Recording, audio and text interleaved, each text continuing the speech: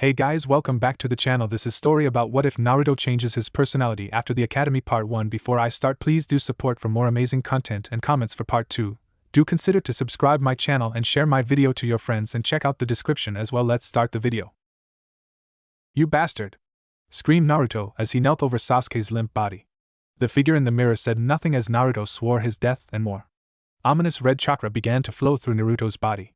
The boy Haku felt the sudden increase of chakra and flung 3 of his needles at the young boy. The 3 needle found birth deep in Naruto's right eye.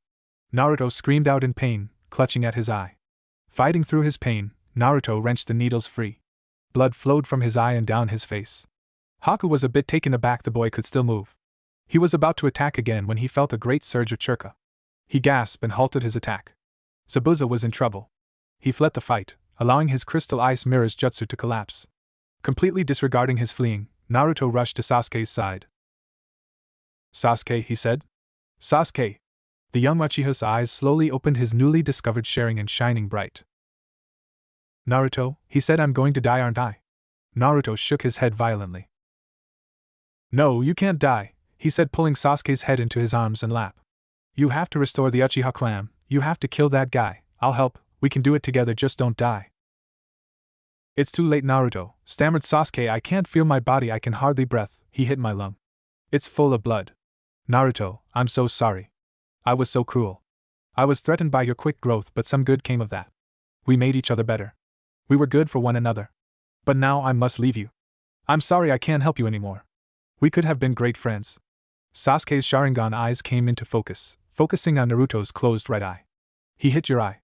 Naruto nodded. "I don't think I'm going to be able to use it ever again, Sasuke," he said. A small smile played on Sasuke's lips. "Maybe I can help you one last time," he said here. He slowly placed 2 fingers over his right Sharingan, the completed eye. Then with his left hand he made AC over Naruto's right eye, opening the wounded eye and touching the white his eye with his thumb and index finger. "Naruto, don't give up on your dream, become Hokage. Take my Sharingan, let my eye show you the path you must take. Naruto, we'll always be together. We'll always be friends. Transfer jutsu." Naruto heard himself scream as pain lanced through his eye again. It felt like he had the needle in it again, only this time they'd been heated cherry red. The pain was unbearable, and as soon as it began to lessen, Naruto collapsed next to his dead friend. The chakra pulsed in his hand, lightning blade. Named as such when he used it to cut a bolt of lightning in half. He glared at Zabuza, who was in the jaws of several of his ninja hounds. "I won't let you kill Tazuna, he's a good man with a good purpose," Kakashi said. "Your purpose, however, ends here." That said, he rushed at Zabuza, the Chidori sparkling in his hand. The flash caused by the attack hitting flesh blinded his for a slight moment before quickly vanishing. His eyes widened as he saw his victim. It was not Zabuza but instead the boy Haku. Kakashi's eyes turned to where the boy had been. His 2 male students lay lifeless. He wrenched his hand free of the corpse and leapt away. Zabuza was about to attack again when he heard a small chuckle. Kakashi looked to his left as Zabuza looked to his right. There stood Gato, surrounded by 50 men.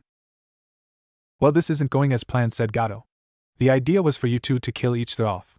But you're both alive. Zabuza, sorry, but I can't have you on the payroll anymore, you're too expensive." Zabuza let out a small chuckle. "Well, Kakashi," he said, "our battle seems to be over. Now that I'm no longer in Gato's employment, we have no quarrel." "Guess you're right," said Kakashi. "However, the hounds of yours have rendered my arms completely useless," he said, "and I have to make Gato pay for betraying me. Mind if I borrow your kunai?" he asked as he torn his mask off with his teeth. "Sure," said Kakashi and tossed one of his kunai to the demon of the mist. Zabuza caught the knife in his mouth and took off racing after Gato, his limp arms trailing behind him. Gato let out a small gasp before turning and fleeing into the ranks of his men. Zabuza followed him, cutting his way through them until he reached the other end. There he drove the kunai into Gato's chest, yanked it out, and slashed him across the throat. Gato's body flew off the bridge and into the sea. As soon as Gato's body hit the water, a countless number of blades sunk into Zabuza's back. Zabuza turned and stumbled out of the mob, where he fell next to Haku, and died staring the boy he loved like a son in the eyes. Kakashi turned to the mob and watched as they came to terms with what had just happened. He knew that as soon as they realized they just lost their meal title, they would resort to more drastic measures, like raiding the village. They turned grumbling amongst themselves and started to advance on Kakashi. Just as they came close, an arrow sunk into the bridge. Kakashi turned and saw that the entire village had come to defend their home, and leading the pack was Irani. Kakashi smiled under his mask. Naruto. You've done it. He turned and faced the mobsters with the villager at his back. Seeing that they were outnumbered, the thugs quickly turned and left. Letting out a sigh, Kakashi pulled his headband over his left eye. It was over. He didn't know how right he was. Sasuke! Naruto! Came Sakura's distraught voice echo in his ears. Kakashi turned and ran to his students. Sakura, he said, and she turned and latched onto the front of his vest. Kakashi checked Sasuke first. Needles covered his body, including some in his left lung. He checked for a pulse. The last of the Uchiha was dead. Then he turned to Naruto. He was covered in needles as well, but when he checked for a pulse, he found one. It was faint but defiantly there. It was then he noticed Naruto's right eye had blood coming from it. Fearing the worst, Kakashi slowly opened the boy's right eyelid. What he found caused his breath to catch in his throat. There, in the right eye of Naruto Uzumaki, was a level 2 Sharingan. Naruto sat with his knees drawn up to his chest as he stared at a small stone headstone. He'd been here every day since the day he got back from the Land of Waves a month and a half ago. It was Sasuke's headstone. Here lies Sasuke Uchiha. Last of the Uchiha. A friend forever. He'd read the inscription thousands of times. With his left eye. His right had been wrapped in bandages since the moment he'd woke up. Sasuke had given him the Sharingan, but he had yet to see it. Kakashi insisted he kept it wrapped and a secret. As far as the village knew, Naruto had been severely wounded in the battle against the rogue ninja Zabuza while defending Sasuke after he went down. The only people who knew the real truth were Sakura and Kakashi. Not even the third knew. This of course brought more grief to Naruto, as many villagers saw the death of the last of the Uchiha his fault. He hadn't expected this. He had been getting treated better since making Genin. But now he was back to square one. Of course Iruka-sensei and Kakashi-sensei supported him as much they could, and Ayame and the old man at Ichiraku's helped a bit. Even old man Hokage visited him from time to time and even came to the headstone once and hugged him as he cried over his inability to protect a comrade. However, his biggest supporter, surprisingly enough, was Sakura. Yes, she had been upset and cried for a couple days. But she was nothing compared to Naruto. Naruto had been with Sasuke almost every day they were in the Land of Waves training together, and even though either of them had really wanted it, the root for a strong friendship had been planted. However, just as it seemed like that tree had began to grow, that root was ripped out. Sakura visited Naruto every day. She'd spend hours searching the village until she found him. Sometimes he would be in his apartment, which she now had a key for despite his protests. Sometimes he'd been on top of the Hokage monument on the fourth's head, but most commonly he was here, at Sasuke's grave. Before Sasuke's death, Sakura had never ever seen Naruto cry. After his death, Naruto cried 2 or 3 times a week. After a while, Naruto stood and walked back toward the village. His hands tucked in the pockets of his black pants. After the funeral, Naruto had gotten rid of everything that reminded him of Sasuke. That included his orange jumpsuit, which Sasuke used to tease him about from time to time. Now he wore a simple pair of black pants, black thong-style sandals, and a deep blood-red t-shirt. He wasn't wearing his headband. He hadn't wore it since he got back. He hadn't been a mission. He rubbed the bandage covering the right side of his face, thinking back to when he'd woken up. Flashback. Naruto hurt all over as he slowly opened his eyes. Well, one eye really, his other eye was covered in thick bandages. He slowly sat up and reached for the bandages, intent on taking them off. "Don't," came a familiar baritone voice. He turned to see Kakashi sitting in a chair next to him reading his book. "Your eye hasn't completely taken root and won't for the next 2 weeks. Leave the bandages on." Naruto let out a sad sigh and dropped his hands in his lap. A sad look on his face. "Sasuke is dead," said Kakashi. "I know," said Naruto flatly. Tears sprung up in his left eye. "I couldn't save him, Kakashi-sensei. Why couldn't I? I tried and tried. But everything I do I screw up. The graduation exam, your test that we only passed because of Sasuke, those stupid D-ranks where I kept letting my pride get in the way, and now, I've let Sasuke die." He sucked his knees to his chest, put his arms on his knees and cried. He couldn't remember how long it was for, but he knew it was a while. The whole time Kakashi stayed by him, knowing exactly what he was going through. Pride was the bane of many ninja, Kakashi included.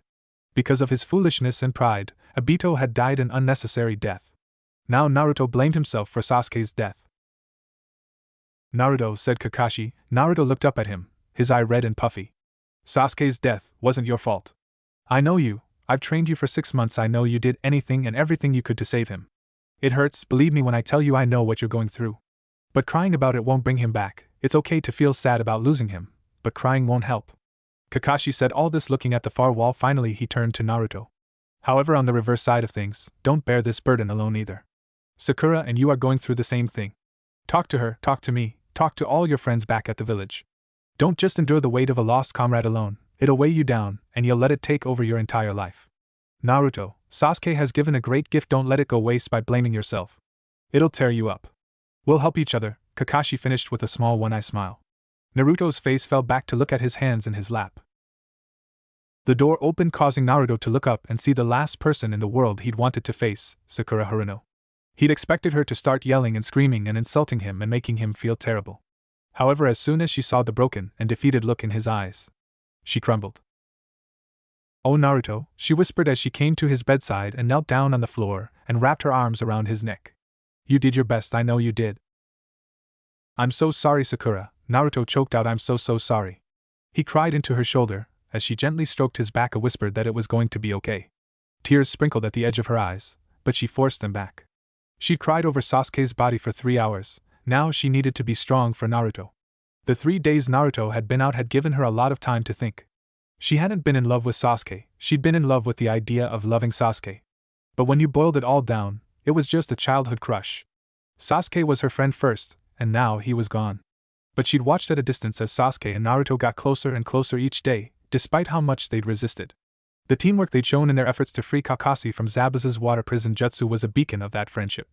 And now, just as they both were finding their first true friend, Sasuke had been killed, and it broke Naruto. Sakura refused to be weak right now, there would be time for that later. Right now Naruto needed what little strength she had to offer. Naruto struggled to get his sobs under control with staggered, ragged gasps. Sure, Sakura soothed, trying to help him calm down. "It's alright Naruto," she rocked him side to side as if he were a 3-year-old. Naruto finally got himself under control and went slack in Sakura's arms. She pulled back a little to look straight into his eyes. There was pain there, but also gratitude. She had been there for him, not yelled at him, when he needed her most. "Thank you, Sakura," he rasped. She gave him a soft smile and hugged him one more time before standing up and leaving the room. Kakashi, who'd watched Sakura grieve over Sasuke's body for 3 days, let a small smile grace his features. They had come together when they needed each other most. "Naruto, stay in bed today, and if you're strong enough tomorrow, we'll send word for an escort back." Naruto nodded his head, Kakashi squeezed his shoulder and left the room. Naruto laid back down and let sleep take him. End flashback. When Naruto came out of his thoughts, he found himself on top on the Hokage monument. He pondered to himself just how long he'd been up here. The sun was going down now, but there was no telling how long he'd wandered aimlessly through the village until coming here. Deciding he'd stay a while and try to settle down, Naruto sat on the fourth's head and drew his knees to his chest. Resting his chin on his knees, he gazed out across the village. It had changed since Sasuke's death. The villagers were downcast, disheartened. The greatest of their clan was now forever gone, and with them, the Sharingan. He and Kakashi were the only one who still had it. "I thought I might find you up here," came a familiar feminine voice. Naruto turned to see Sakura walking towards him. She wasn't dressed in her usual pink dress, instead she wore a white blouse with black pants and her sandals. Her long pink hair was drawn up in a high ponytail, and she wore a kind smile on her face, one Naruto had been seeing more and more of every day. "Hey Sakura," he said, turning back to face the village. Sakura's smile fell a bit. He'd been like this since they got back from the land of waves. She couldn't really blame him, but she kind of missed the old Naruto, the Naruto who yelled and made outrageous promises, the Naruto who wouldn't take being outdone by anyone, the Naruto whose face would light up when she walked into view. Now he just acknowledged her presence and went back to brooding. She slowly walked to his side and sat on her heels, wrapping her arms around her knees. "How long you been up here?" she asked him. He shrugged. "I dunno," he mumbled, not looking away from village. Sakura's smile fell a bit more. It fell to a full-blown frown when his stomach growled, and he didn't do a thing about it. Anyone who knew him would have expected him to jump up and declare he was going to Ichiraku's for some ramen. Now he just stared out into space, his stomach rumbling. "Alright," said Sakura, standing back up, "let's get something to eat." "My treat." Naruto shrugged again and let Sakura drag him to his feet. He followed her down the mountain, his hand tucked in his pockets. They slowly made their way to the ramen stand ran by old man Ichiraku and Ayam. She sat him down at his favorite stool before sitting down next to him. "Well, if it isn't Naruto and Sakura," said the old man. "Hey guys," said Ayam. "Hey," said Sakura, "one plain ramen and one miso ramen with pork." She'd been here enough with Naruto to know what he would want. Naruto had his arms crossed on the counter, and his chin resting on his arms. Sakura frowned at him before turning to Ayam, who was leaning across the counter. He's still down, huh? She whispered, looking at Naruto's sulking form. Yeah, he just can't forgive himself for Sasuke's death, Sakura whispered, and to make things worse 90% of the village blames him too. I was there too, but they don't blame me, so was Kakashi-sensei, and they don't blame him. They blame Naruto solely because of what he is, and it's not fair. Sakura could feel tears threatening, and was only able to fight them off because the food was ready and placed in front of them. Naruto simply picked up a pair of chopsticks and started to eat. Sakura watched him emotionless slurp down his noodles. Oh, Naruto, she thought before turning to her own ramen, and slowly started eating her own ramen. They ate in silence, and as soon as he was done, Naruto stood up and tossed a few bills on the table and left. Sakura picked them up and put them in her back pocket with the intention of returning it to him later. Then she quickly finished her own ramen and reached her wallet. Tucci shook his head. It's on the house, Sakura. He said you look after him, he needs you. Sakura smiled and nodded her head. Then she jumped down and ran after Naruto. When she caught up with him, she laced an arm through his, an act that would have caused the boy to get very uncomfortable. Now he didn't even look at her. Trying to find a good conversation topic, Sakura looked up at the sky. It was late, the moon was high in the sky and the stars were out. Hey, she said, I'll walk you home. The slightest nod of his head was her only answer. She tightened her grip on his arm and started leading him towards his apartment. Naruto didn't say anything for a long time. He was staring at the sky for a long time. She couldn't read his face, she used to be able to read him like a book. The new Naruto was so withdrawn, and she didn't like it. Sakura, I'm alright, he said. They were at his apartment, and she knew he was dismissing her. But she wasn't leaving him to brood, not this time. No, you're not, Naruto, she said without a moment's hesitation. You sulk all the time, you let other people's words affect you like you never have before. Naruto, you've given up on your Nindo, never give up and always keep your word, no matter what, you've lost sight of that. Naruto, that's okay. We all lose sight of things, but it's time you found it again. He stepped into his apartment in an attempt to escape her, but she stopped the door and perused him. She found him standing in his living room, shoulders shaking, he was crying. I couldn't save him, Sakura. It's my fault he's dead. He said I should have done more, I just couldn't save him. He dropped to his knees, burying his face in his hands. Sakura raced to his side, taking him in her arms. It's not your fault, Naruto, she soothed. It's not. Haka killed him, not you. Oh, Naruto, Sasuke knew what being a ninja meant. He took that mission, he fought because he had a goal.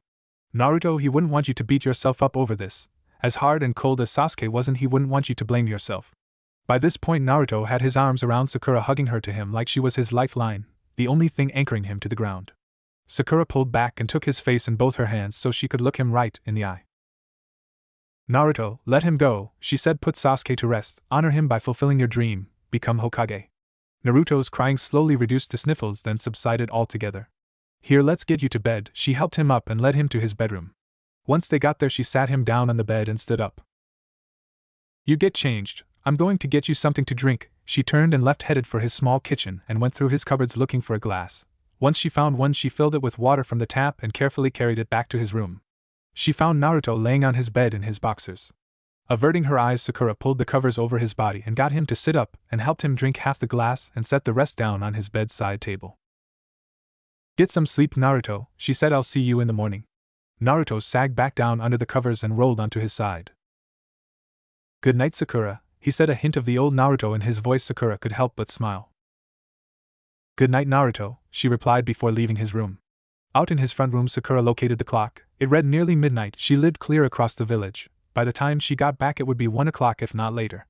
She stared at his couch for a minute before finally giving into her body's needs and collapsing into its welcoming embrace. Sleep took her quickly. Naruto woke the next morning with a raw throat and a sore face. He'd cried a lot last night, and knew that without Sakura's help things could have gone very wrong.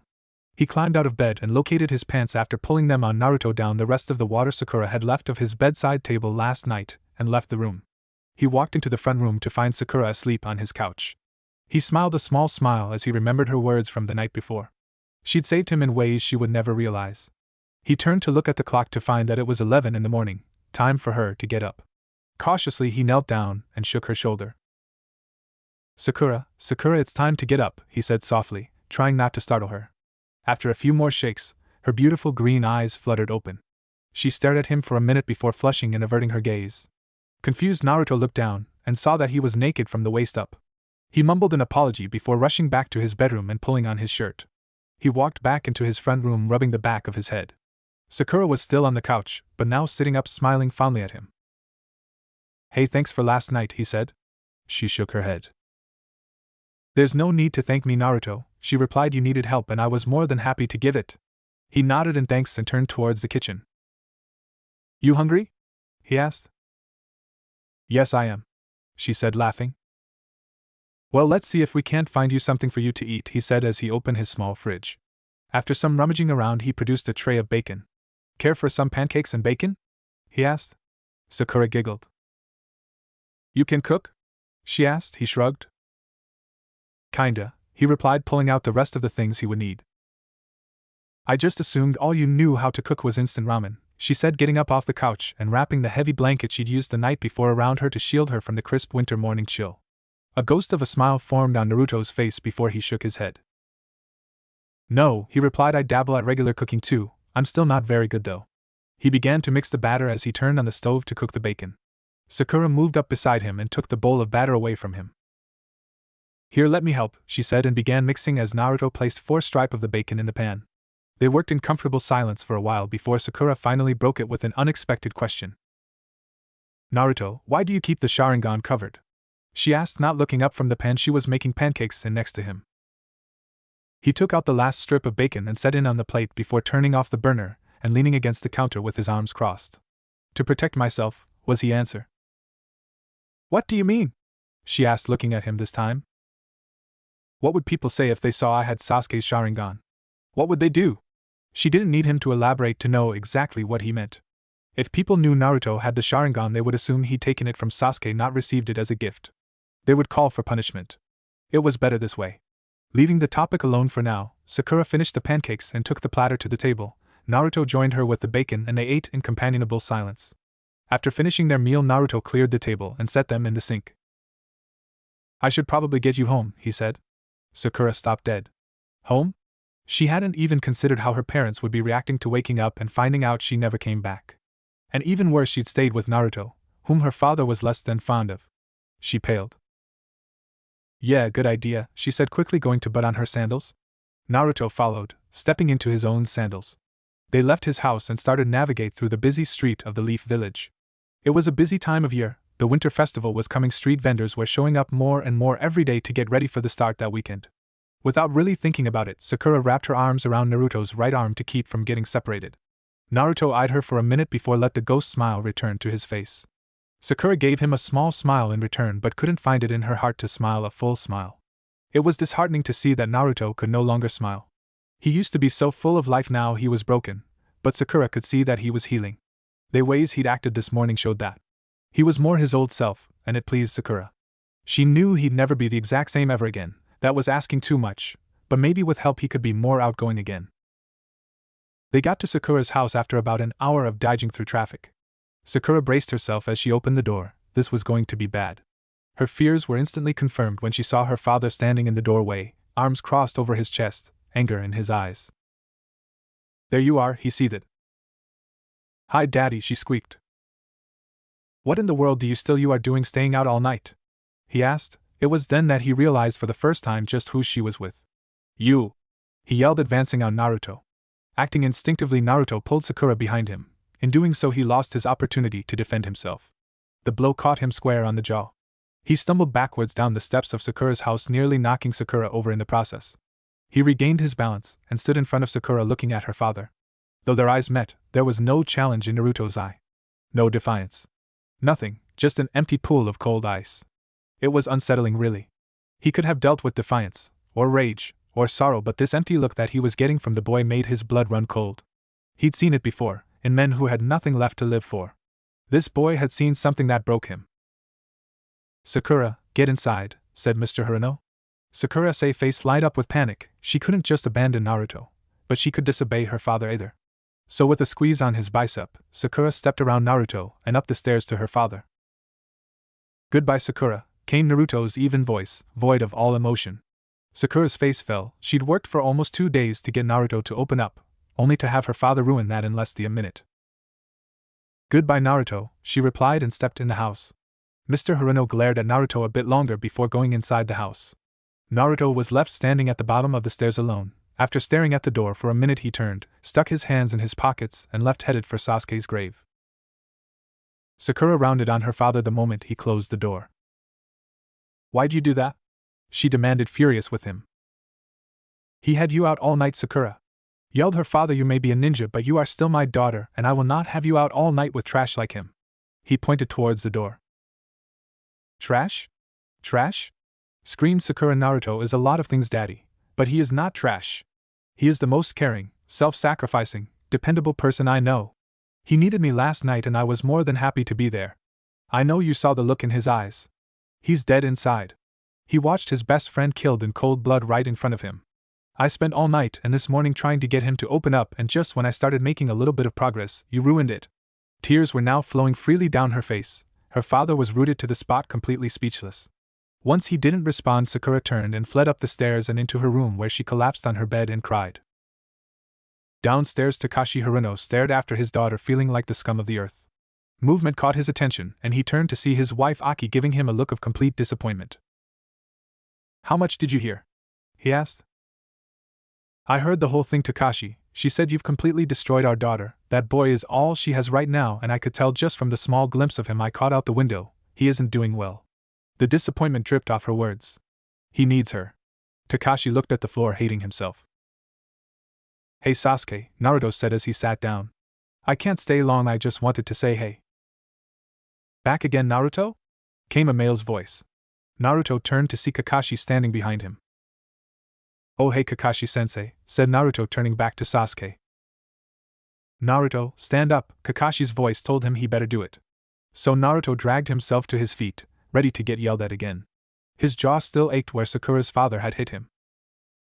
"What is it, Kakashi-sensei?" he asked, not really caring. Kakashi's answer caught him off guard. "Naruto, it's time I taught you to use Sharingan." "Damn it," he thought to himself as he raced through the trees. "I am so late, they're gonna kill me." He sped up, trying to reach his destination on time.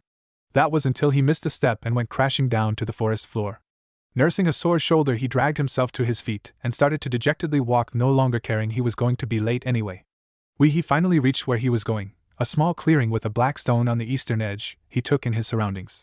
There were two people in the clearing, a girl who looked close to his age, with a great figure and the most amazing pink hair he'd ever seen. She wore a hot pink t-shirt and a black silk pants. On her feet were shinobi sandals, and her headband was tied onto the top of her head to hold her hair back. The second person was a boy, about his age, maybe a year older. He had long, shaggy and spiky blonde hair. He wore a blood-red t-shirt and black pant. Flat-thigh style sandals were on his feet. On his head was a blue headband, and the right side of his face was covered in heavy bandages. The girl turned to him, her face angry. "Late again, Kaka," she cut herself off. "Hey, you're not Kakashi-sensei. Who are you?" "Is this Team 7? he asked, a bit shy. "Yes," the girl replied. "Why do you ask?" He hesitated, however, before he could give his reason, a voice behind him cut him off. "So, you must be Haru." Haru turned to see a tall man with silver hair and his headband over one eye standing behind him with his hand tucked into his pockets. "Haru?" the girl asked. "Yes, Sakura, Naruto, this is Harumuri," said the silver-haired man. The blonde looked at him with suspicion. "He's the newest member of Team 7. The blonde's face contorted, but he stayed silent. The pinkette, however, did not. "But Kakashi-sensei, I'm not sure if that's..." She cut herself off again, glanced nervously, and the blonde. Haru glanced at him again and saw the boy had his face down, his blonde hair masking his eyes. Haru didn't have to be a mind reader to see that the boy was against this idea. He just hoped he would blame him. It wasn't his choice. He'd been placed on this team because on his last team he was fighting more and more with a teammate, and it had already jeopardized several of their missions. So to end the bickering, the squad had been broken up and Haru had been assigned to this team. He knew some of the history behind the infamous Team 7. Sasuke Uchiha had once been a member of this team, but he died in the Land of Waves on a mission that had escalated far beyond the abilities of any genin. He had been fighting the enemy on his own while the Uzumaki boys stood by and watched. It was because of the blonde-haired boy that the last of the Uchiha was dead. Balling his fist, Haru glared at the boy, but try as he might, he couldn't get the young man to raise his gaze. "Alright," said Kakashi, "let's get on with today's training. It'll be relatively short. Combat training, you'll fight each other for 3 hours, do not hold back. If you do, you will get injured because chances are, because your opponent won't." Haru stared at the man. They were expected to fight each other. He glanced at his new teammates. Neither of them seemed fazed in the least. However, since Haru is new, I'm adding a second rule. For 1 hour, 2 of you will pair up and attack the other. This will also help work on cooperative fighting and teamwork. First will be Haru and Sakura against Naruto. Naruto. The blonde finally looked up. Don't use it. That's the only restriction. You're not ready. All other jutsu is allowed though. Naruto nodded. Got it, Kakashi-sensei, he said. Haru noticed Sakura almost seemed to breathe a sigh of relief. Okay then, on the whistle, said Kakashi. Sakura walked over to stand next to Haru, and then Naruto stood across from them. What are his weaknesses? Asked Haru. Sakura stared at Naruto for a second before turning to reply. Genjutsu, she said. Well, there went that plan. Haru didn't know any genjutsu. He would just have to figure something out. A shrill whistle sounded across the clearing. Naruto leapt straight for them, a kunai in hand. Haru noticed he was coming right for him. He froze. He was hardly any good at close combat. He closed his eye, waiting for the cold bite of steel. That was until a ringing met his ears. He opened his eyes and saw Sakura standing in front of him, blocking Naruto's kunai with her own. To looked over his shoulder at him. Don't just stand there, help me, she said. Haru nodded and drew his own kunai. Naruto leapt away from them and threw his knife, which Sakura deflected easily. Naruto laid it about 15 feet away and stated, flashing through hand signs. Fire style, fireball jutsu. He yelled and brought his hand to his mouth. He placed 2 fingers on the corner of his lips and exhaled. A massive ball of flame launched at them. Sakura and Haru leapt out of the way in opposite directions. Then Naruto crossed his fingers. Shadow clone jutsu. 19 clones phased into existence. Then they charged. Kakashi sat in a nearby tree watching the 3 genin fight. He could help but smile. In the 2 months Naruto had been training to use Sharingan, he had come a rather long ways. Even though he was more withdrawn and quieter since Sasuke's death, there were some things about Naruto that Kakashi believed would never change. Like his unbelievable work ethic. Kakashi had had to physically force Naruto to stop training 3 times, or risk total chakra depletion. It was true that Naruto had a substantial amount more chakra than Kakashi, but the hours Naruto put into his training would put a normal person in a near coma state. About a month into the training, Kakashi stumbled across another change in Naruto. When Sasuke had given Naruto Sharingan, he'd also inadvertently transferred his own prowess with fire jutsu to Naruto. Naruto could now use fire jutsu so powerful it rivaled Sasuke's, hell, it even Kakashi's. Kakashi watched as Naruto attacked with his shadow clones. Like he said, some things never change. Like Naruto's ability to create a ridiculous amount of shadow clones. The 3 had battled for 45 minutes now, and so far, Sakura and Haru had been able to fight Naruto to a standstill. Though Naruto had improved in leaps and bounds, Sakura had improved quite a bit too. She said that her total inability to do anything against Zabuza and Haku had opened her eyes, and she had committed herself to training, even joining Naruto and Kakashi at times when they were training with Sharingan. The buzzer went off. Alright, switch, yelled Kakashi. Naruto and Haru versus Sakura. The transition was flawless. Naruto and Sakura just leapt into the air and switched places. They resumed battling. Sakura struggled a bit more than Naruto did. But that was to be expected. Naruto was the strongest genin on their team. Haru, on the other hand, well. Flashback. You wanted to see me, Lord Hokage? Asked Kakashi, stepping through the door to the Hokage's office. Ah yes, Kakashi, said the Hokage, I have news for you. What is it? Asked Kakashi, curious. I've found a replacement for Sasuke on your team, he replied. Kakashi had been afraid of this. Lord Hokage, I don't started Kakashi, but the village leader cut him off. You don't think Naruto is ready, he said. Kakashi, we need Team 7 up to full strength again. We need you to start taking missions again. Here, this is a dossier on your new student. Kakashi took the papers from the Hokage and began to flip through them. You can see why I put him on your team. Yes, this boy, said Kakashi, is terrible. Only 5 successfully completed missions, all D rank. He has almost no fighting skill. His scores were worse than Naruto's. Exactly, said the Hokage, he's quite behind, and since you have 2 of the most advanced genin of their generation, I was hoping they could rub off on him. Kakashi saw his reasoning but still wasn't sure it was a good idea. Lord Hokage, Naruto won't like this. He doesn't want to replace Sasuke, said Kakashi. I'm afraid he would just push Haru away. But the Hokage was having none of it. Kakashi, I've made my decision, he said. Kakashi bowed. Yes, Lord Hokage, he replied and turned. We'll have a training exercise tomorrow. Please have him meet us at Training Field 7. The Hokage nodded. End flashback. Kakashi had been right. Naruto wasn't working with Haru at all. He was fighting Sakura on his own. Haru was being left behind. Naruto threw 3 more kunai at Sakura as he flipped over a branch and launched himself at Sakura. Haru stood on the ground watching, not believing what he was seeing. Naruto was good, really good. Naruto dropped to the ground in a crouch, his left knee bent, his right leg straightened out to the side. He looked over his shoulder. You plan on helping any time soon? He asked Haru. Haru hesitated. Naruto scoffed and raced at Sakura. Why'd I even ask? He leapt at Sakura, aiming a kick at her head. She ducked it. He landed behind her. She turned and swung at his head. Naruto leapt backwards, landing on his shoulders, and kicked right back to his feet. He threw a roundhouse at her head, which she spun under, drawing a kunai.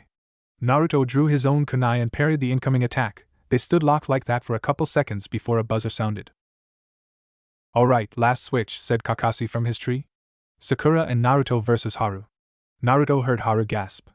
Sakura and Naruto stood side by side before looking at each other and nodding. Naruto threw 3 shuriken. Haru gasped again and leapt to his left. Naruto and Sakura sprinted at him, Naruto leading. Naruto dropped to one knee and delivered a hard straight right to Haru's stomach. Haru doubled over and stumbled backwards several feet. Sakura jumped onto Naruto's shoulder and leapt into the air. She caught Haru in the side of the face with a hard kick. Haru flew another several feet to his right and landed hard on his back. Naruto jumped into the air, spun a couple times, and fell straight at Haru, his right leg bent. Haru rolled to his right and avoided the deadly knee, which landed only a couple inches from his face. He leapt to his feet. Sakura ran at Naruto, who was still in his crouch. Placing a hand on each of his shoulders, she cartwheeled over him and caught Haru with each of her feet. Naruto jumped to his feet and rolled across Sakura's back. He brought a right punch down on the top of Haru's head, snapping the young boy's head down, then delivered a left uppercut directly into his face. Haru hit his back hard, his breath rushing from his lungs. He laid on his back looking up at Naruto and Sakura, who were standing over him, neither breathing really hard. That's enough, came Kakashi's voice. We're done for the day, meet at the bridge tomorrow, we have a mission. Naruto didn't say anything as he turned and started to leave. Sakura gave Haru a glance before turning and leaving as well. It didn't go unnoticed by either Kakashi or Haru that neither offered to help him up. Kakashi sighed. Naruto left the training field with his hands in his pockets. He didn't even seem to notice Sakura walking with to him, both her arms wrapped around his upper right arm. He just stared at the ground, putting one foot in front of the other. Sakura frowned. Since that day 2 months ago, Naruto had fallen even deeper into himself. The only time he seemed to open up was when he was training. Whether it was with her or Kakashi, it seemed to help, but the second it ended, he would shut them out again. She knew where he was going without him even telling her. Hey Naruto, she said, once you get done visiting him, come find me? I'll be in the town market, okay? He nodded and continued on his way. Sakura gave him a squeeze on the arm and left him. Naruto kept walking, letting his feet guide him. His mind traveled to the boy they trained with. What right did he have to replace Sasuke? He was terrible. Sasuke was 100 times better. He and Sakura hadn't even been going all that hard, but almost everything they threw at him found its mark. Did Kakashi really think they could go on a mission with him? He reminded him of himself, his old pathetic self who hadn't been able to protect Sasuke. It made him so angry. He looked around and realized he was standing at Sasuke's headstone. Hey man, he said, squatting down and brushing off the few leaves that covered it. Sorry I'm late, I had to train with Kakashi-sensei and Sakura. You always talk to yourself? Asked a voice behind him. He turned. What are you doing here? Naruto asked the visitor. It was none other than Shikamaru Nara. Shikamaru shrugged. Came to pay my respects, responded Shikamaru. My team's be gone for a while, and I thought I'd come say hey. He walked up and stood next to Naruto, who had stood up by this point. How long you been here? Naruto shrugged. Not long, he said, but I can't stay long either, I have to meet Sakura. Shikamaru nodded. Well, it was great seeing you again, Naruto, Shikamaru said. Naruto nodded and turned to leave. He tucked his hands in his pockets and hunched his shoulders. After walking for a good 10 minutes, he's the village market. Was a wide area in the middle of town full of stall vendors and street shops. Naruto scanned the area for Sakura's distinct pink hair. He found her standing at one of the stalls, next to a girl with blonde hair. Ino. Naruto turned to walk away, but Sakura must have turned around because she called out to him. Naruto, there you are, she called. He turned to see her racing towards him. Ino held back her mouth a firm line. Naruto knew what was going on. In the past 4 months he'd been back. Ino had tried extremely hard not to listen to the rumors that said Naruto had let Sasuke die. She tried so hard not to blame him. She slowly walked over to Sakura and Naruto. Hey Sakura, I'll see you later, okay? She said, and without looking at him she added, nice seeing you, Naruto. And like that she was gone. Sakura let out a small sigh as she wrapped her arms around Naruto's. She did it quite often now, either really knew why but it was comfortable. Sakura figured she did it to protect Naruto, give him something else to focus on than the harsh words and cruel whispers that always surrounded him every time he went out. They walked through the market for a while, Sakura stopping occasionally to look at something at a stall or admire an item at a street shop. Naruto never said anything, he just walked with her, stood by her and watched over her. A silent escort. As the night wound down, Naruto decided it was probably time he got her home. She agreed and together they walked to her house. It was a good 30-minute walk.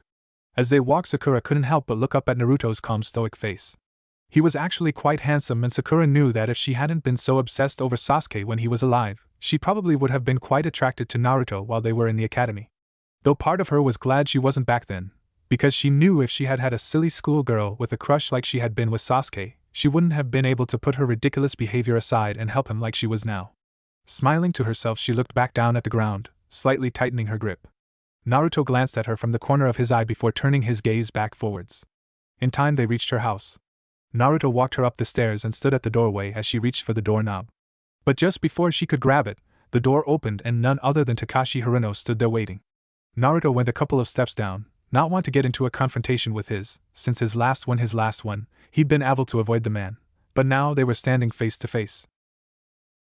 Naruto, he said. All Naruto could do was just blink. The man had never used his name, no one really did. Takashi looked at the sky. It's kinda cold tonight, care for a cup of tea before you head home? Naruto and Sakura both looked at Mr. Haruno like he'd gone crazy. Come on in, the man said and disappeared inside the house. Naruto and Sakura shared a confused look but went inside anyway. They found Takashi and Aki in the kitchen talking in low whispers, however as soon as they say them enter, the husband and wife fell silent. Takashi turned to the stove where he was heating up water, while Aki turned to Naruto. Why don't you come sit down, Naruto? She asked with a kind smile in her face. Naruto let her lead him to the couch in the living room while Sakura stayed in the kitchen with her dad. Okay, Daddy, she said. What's going on? Takashi looked confused. What do you mean, Sakura? He asked in return. The last time you saw Naruto you punched him in the face, she said, her hands on her hips. Now you're inviting him in for tea? Sakura, her dad said, not looking up. You don't know this, but I've been watching him for a while. I hurt him and I feel terrible for it. I'm trying to make amends for what I did. Sakura was silent for a long time. You promise, Daddy? She asked because Naruto doesn't need people messing with him right now, he's bad enough as it is. I promise, Sakura, he replied, a bit taken aback at how protective his daughter was of the boy. Sakura seemed to accept that, and moved to help him finish with the tea. Once they had 4 steaming cups of tea, they left the kitchen and went into the living room where Sakura found a very uncomfortable Naruto sitting on the couch playing with the hem of his t-shirt, a nervous habit of his. She handed him his tea and sat down close next to him, their hips almost touching. So Naruto, I meant to ask you, why do you wear those bandages? Asked Takashi, genuinely curious. All the Harunos saw the boy stiffen. I'm sorry, I didn't mean to make you uncomfortable. Naruto shook his head. It's alright, he said, but didn't provide an answer. The 4 drank their tea in relative silence. Naruto would shift every now and then, trying his best not to be rude, but he couldn't help but feel like he was being examined by Sakura's father. He would take nervous glances at Sakura, but she would just smile at him. After they finished their tea, Naruto stood up to take his leave. Quietly thanking them for the tea, he made his way for the door, stepping into his sandals. Sakura walked with him, and as he opened the door she put a hand on his shoulder to get his attention. He turned to look at her. She was smiling, a small smile, but a genuine smile. Then she stood on her toes and gave him a small kiss on the cheek. A small smile ghosted his own mouth, and her turned and left the house. Naruto leaned against the railing of the bridge, his arms and ankles crossed. Sakura was next to him, sitting on the railing looking at the water. Their newest member Haru was across from them, cross-legged on the bridge. Is Kakashi-sensei always this late?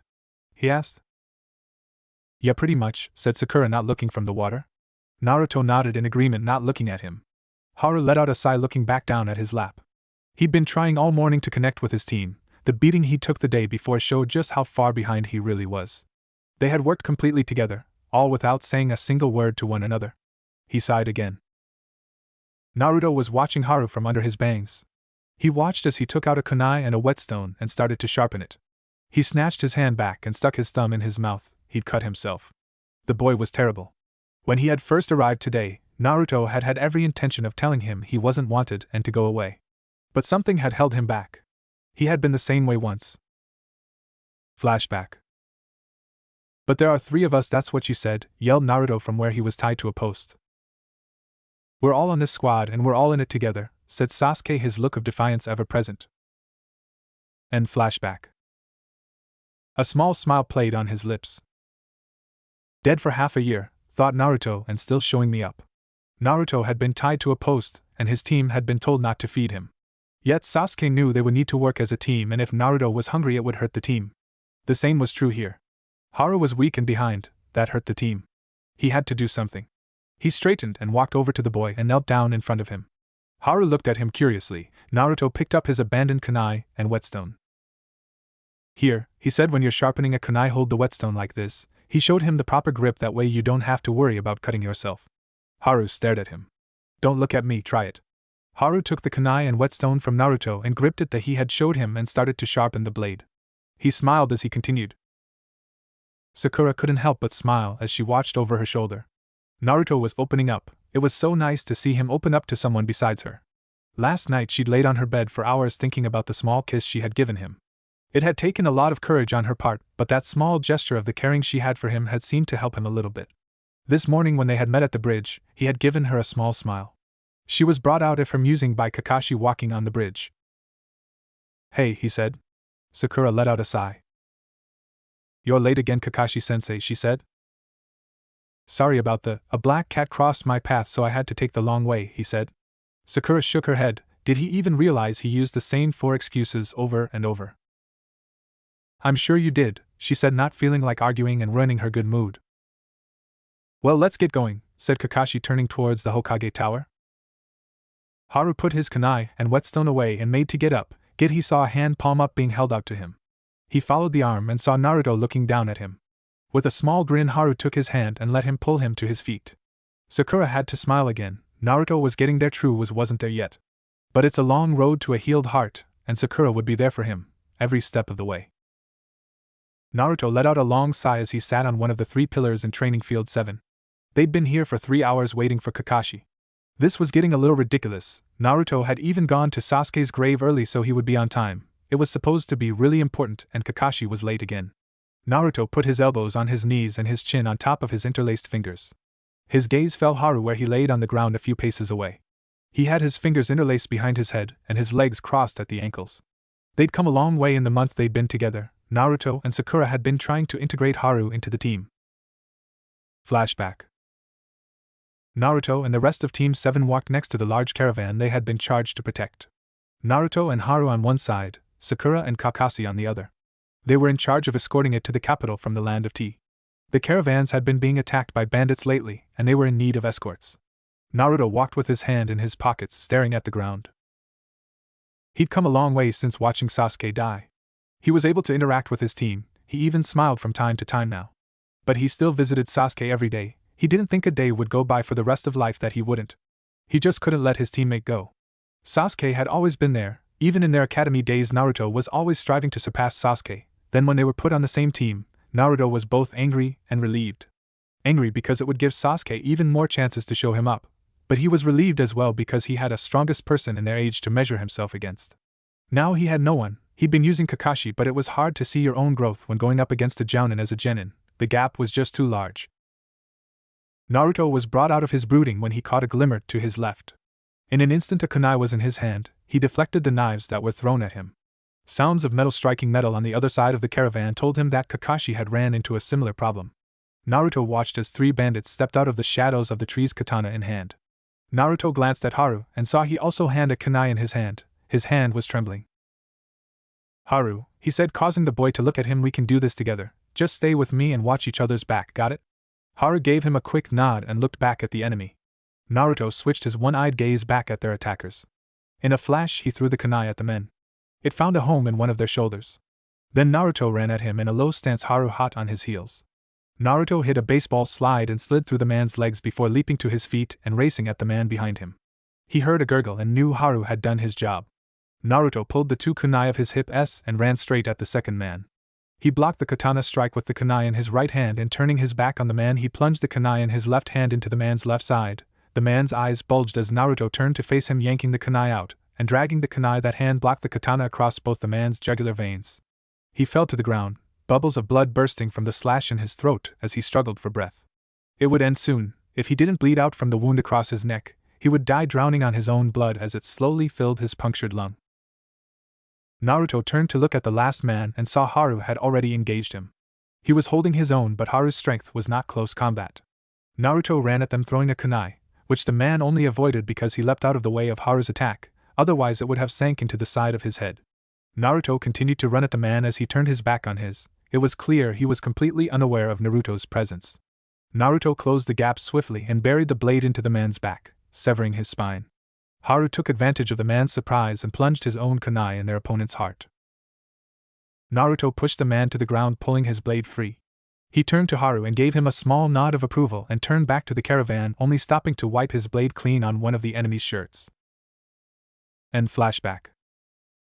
That had been one of their first missions together, and their team's teamwork had been getting better and better with every mission. After their last mission yesterday, which had been a simple delivery run to a neighboring village that had taken a grand total of 6 hours, Kakashi told them to meet at Training Field 7. And now he was late. Naruto let out another sigh, causing Sakura to look up at him from where she was sitting right below him reading a scroll on Genjusta that she had gotten from Kurenai. "What's wrong, Naruto?" she asked, a curious look on her face. "You've been sighing an awful lot." "It's Kakashi-sensei," said Naruto. "I just wish he could be on time for once." Sakura nodded her head in agreement. "Why do you think he's late all the time anyway?" asked Haru from his spot in the middle of the field. "Who knows," said Naruto. "He's done it since we've known him, and he's not showing any signs of stopping. Guess we'll just have to deal with it." As if on cue, Kakashi casually walked into the field waving in greeting. "You're late," they all chorused, not loudly, Naruto merely mumbling. Kakashi let out a small laugh, nervously rubbing the back of his head. After regaining his composure, Kakashi addressed them as a team.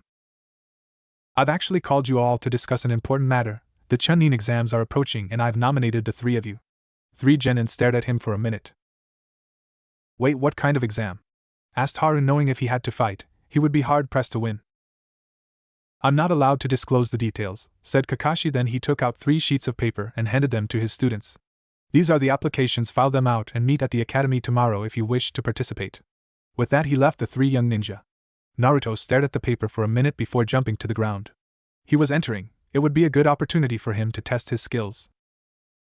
He walked out of the clearing, heading for the main square of the village, his teammate flanking him. As they walked, they stumbled across a male/female pair of ninja they didn't recognize. The male was in a black jumpsuit wearing a ridiculous cat-eared hood, makeup, and had something wrapped in bandages on his back.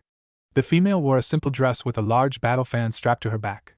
The male had a child by the collar holding the boy off the ground. Naruto recognized the boy, Konohamaru. The look on the mystery ninja's face did spell good news for Konohamaru. Naruto decided it would be best to intervene. "Put him down," he said, not drawing his hands out of his pockets. "What?" said the ninja. "You got a problem too, punk?" "I do," said Naruto. "I have a problem with you harassing the people of my village." He glanced at the boy's forehead. "Sand ninja. You are clearly here to take part in the up-and-coming Chunin exams. It would be a shame if I had to have you expelled from the village for disturbing the peace." "Kankuro," said dark voice from somewhere to Naruto's right. "Put him down. You're embarrassing yourself and our village." A young man stood in the underside of a tree branch, his arms crossed and a large gourd on his back. The boy in black seemed to get scared suddenly and dropped Konohamaru. Sure, Gaara," he stuttered. The boy Gaara turned to Naruto. "I apologize for his behavior," he said in a monotone voice. Naruto shook his head. "It's all right, no harm was done." Having said that, Naruto, Sakura, Haru, and Konohamaru all left the sand ninja to themselves. As they walked, Naruto thought about the boy named Gaara. There was something about him, something strangely familiar. Deciding that he was reading too much into it, Naruto decided to just banish the thought. He had an exam to focus on and he couldn't afford distractions right now. Naruto stood outside the academy, his hands in his pockets. He had arrived 30 minutes early to ensure he wouldn't miss his chance. After waiting about 10 minutes, the rest of his team showed up. They handed the applications to the 2 Chunin sitting at a booth outside. "Head upstairs, 3rd floor, room 35, one of them said. Naruto nodded, and then with his team flanking him on either side, he entered the academy. He walked up the stairs and to the 3rd floor, where he found and entered room 35. The room was packed, and in the front stood the rest of the rookie 9. Naruto walked over and stood next to them, his hands still deep in his pockets. "Hey Naruto," said Choji as he approached. Naruto inclined his head in greeting and stared out amongst the rest of the ninja. There were genin from all over the land, grass, sand, rain. There were even 3 ninja with music notes on their headbands. Naruto locked eyes with one of them, a man who had most of his face covered in bandages. They stared at each other for a minute. Sakura glanced nervously at Naruto and then looked at Haru, who was watching Naruto. Then surprisingly, the man with the music note on his forehead broke the eye contact. A ghost of a smile crossed Naruto's face as he glanced at the rest of the rookies. Some of them were looking at him with stunned looks. Naruto gave them questioning looks before turning to look at the examiner that just entered the room. "All right, you scum," said Ibiki. "Everyone take a number from the box the examiner is passing around, then take your assigned seating." Naruto drew number 19D. He walked up to row 19 and sat in the 4th seat. To his left was a grass ninja and to his right was Hinata. They passed out the tests. "You have 1 hour," said the examiner. "No cheating. If you are caught 3 times, your entire team will fail. Begin." Naruto flipped over his paper and saw a 9-question test. The 10th question will be given with 10 minutes left. Naruto stared at it for a minute. "Great, all the skills I've picked up and I still suck at taking tests," he thought. He sat in his chair trying to think of a way to figure this out. There was no way he could answer any of the questions, they were just way over his head. He was gonna have to cheat, but how? Flashback. Kakashi and Zabuza stood on the water, eyeing each other. Both men stared, flashing through hand signs, Kakashi copying Zabuza flawlessly. They both used the water-style jutsu, throwing Naruto around.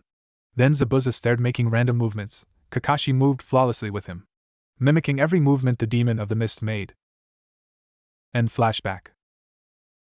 10 months ago, Naruto would have slapped himself in the forehead. Now he was more reserved. He started subtly scanning the room for potential candidates. Through a sheer stroke of luck, the man right in front of him was writing like a man possessed. Pretending to scratch the right side of his face, Naruto slightly pulled down the bandage over his right eye. He had been training for the last 6 months with Kakashi and using Sharingan. It was time to put that training to at least some use. For the first time since the death of Sasuke, the right eye of Naruto Uzumaki opened. Sakura scanned the test and glanced at Naruto, who was staring blankly at his test. This was bad, though his battle prowess and jutsu skills had increased by leaps and bounds since Sasuke's death. But his intellectual and deductive reasoning skills hadn't improved at all. She wasn't going to have a problem and Haru should be okay. Though he wasn't a very good fighter, Haru was actually quite smart. Sakura watched Naruto be still for a long time before finally moving. He scratched the bandaged side of his face, then stared writing. Her fears laid to rest for the time being. Sakura turned to her own test. "I hit a gold mine with this guy," thought Naruto as he copied the answer for the 5th question. In a matter of 20 minutes, Naruto had the entire test filled out and finished. They had 5 minutes until the 10th question was released. Naruto pulled the bandage back over the Sharingan to conserve his chakra and sat back in his seat with his arms crossed. People around him were starting to finish. As he glanced around, he realized that there was a significant fewer number of people. He'd been so focused on copying the man's movements he hadn't noticed people being removed. "All right, listen up," said the proctor. "It's time for the 10th question." Naruto looked up at the proctor, trying to read him. He hadn't been able to for the entire exam. It was starting to wear on his nerves. But before we reveal the 10th question, there are a few rules. Rule number 1, each of you will have the choice whether or not to take the final question. There was a collective gasp from the students. However, should you choose not to take it, you will get a 0 on the test and automatically fail, and in extension, your entire team will. Rule 2, if you do decide to take the final question and do not answer correctly, you will be barred from taking the Chunin exams ever again. Gasp wasn't the correct word this time. It was more like a scream of terror. Naruto watched as student after student raised their hands, backing out. Naruto glanced at Haru, who was shaking, nervous as hell. Naruto closed his eye. "Go ahead, Haru," he thought. "Raise your hand." Haru's hand twitched, but he kept his arm down. "All right then, here we go." The proctor glanced over the class one more time. "All right then, if that's everyone, I only have one thing left to say." He paused as he glanced around. Naruto's right hand twitched, ready to pull the bandage from his eye. "Congratulations on passing the first exam." Naruto almost fell out of his chair. The guy next to him actually did. "Hold on," yelled Sakura, jumping to her feet. "What do you mean? Where's the 10th question?" "There is no 10th question, not a written one at least," he smiled. "In fact, your answer to stay was the correct answer." Naruto crossed his arms and slumped in his seat. "Unbelievable," he said, smirking and shaking his head. "Then what was the point of the other 9 questions?" demanded a blonde-haired girl wearing a sand headband around her neck. "Were they completely pointless?" "Not all," said Ibiki. "In truth, they served a very important task. They were to test your ability to gather intel under the most dire of circumstances." Naruto could only shake his head. As I'm sure you realize, the questions were far too advanced for any genin to answer. The test was designed to encourage cheating. In fact, it practically demanded it. However, you had to have someone to copy off of. So I had two Chunin who already knew the answers sit in with you. Naruto watched as the boy he'd been copying raised his hand. Okay, but what was the point of the 10th question? Asked the blonde girl. The 10th question was the whole point of the exam. You had two choices, either one very pleasant. You could either choose not to take it, and whole team would fail, or you could take it or run the risk of losing your chance to ever be Chunin. It was a no-win situation. But with your choices to take it, you have shown your ability to put the mission before yourself. The first exam is over. See through deception, said Naruto, shaking his head. Then the widow to his left shattered. A sort of ball flew in through the window. Two kunai with ropes tied to them embedded themselves in the ceiling. A woman with purple hair and a tan coat stood in front of the newly erected curtain. All right, boys and girls, you ready for the second test? She yelled. Good. Then follow me. No one moved. Okay? Stuttered Naruto with a raised eyebrow. You're early, came Ibiki's voice from behind the curtain again. She faltered. Then Ibiki stepped around the curtain and the two shared word in whispers that Naruto didn't catch. Alright, meet me tomorrow at the 44th Battle Training Zone at 8 o'clock tomorrow morning, the woman said, dismissed. Naruto stood up from his seat and exited the room, his hands tucked in his pockets. He walked down to the ground floor and exited the building, headed for home. His teammates soon joined him.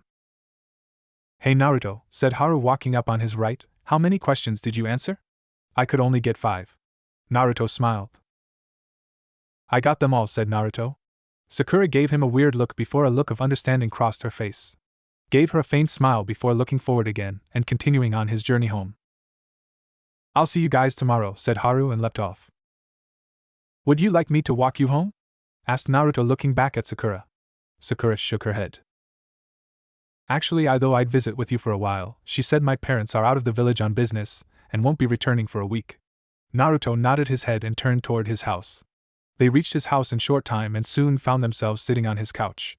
Though he'd intended to stay up and talk with Sakura for a while, Naruto found himself growing very drowsy very quickly.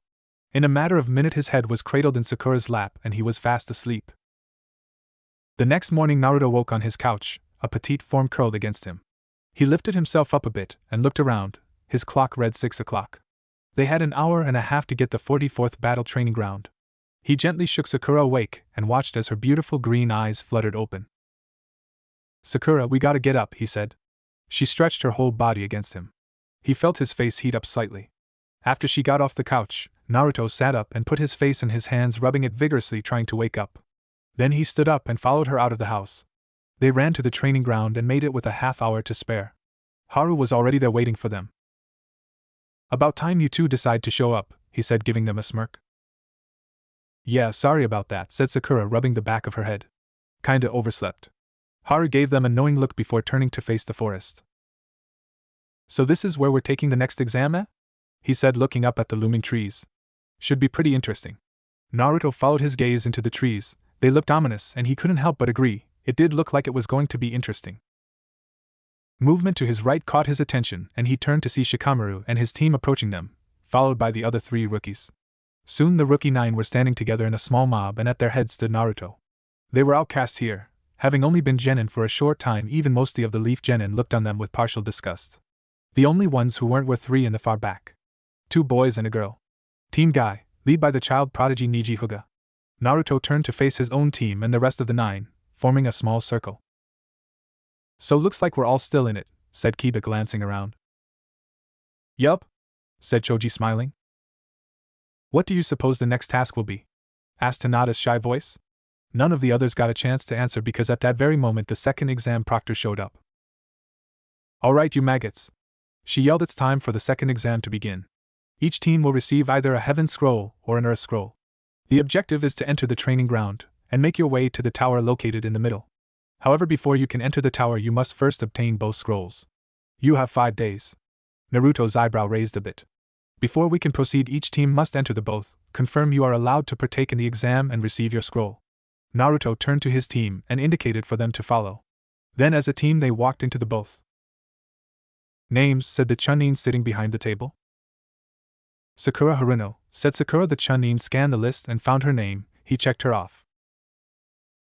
Harumuri, said Haru. The Chunin checked his name off.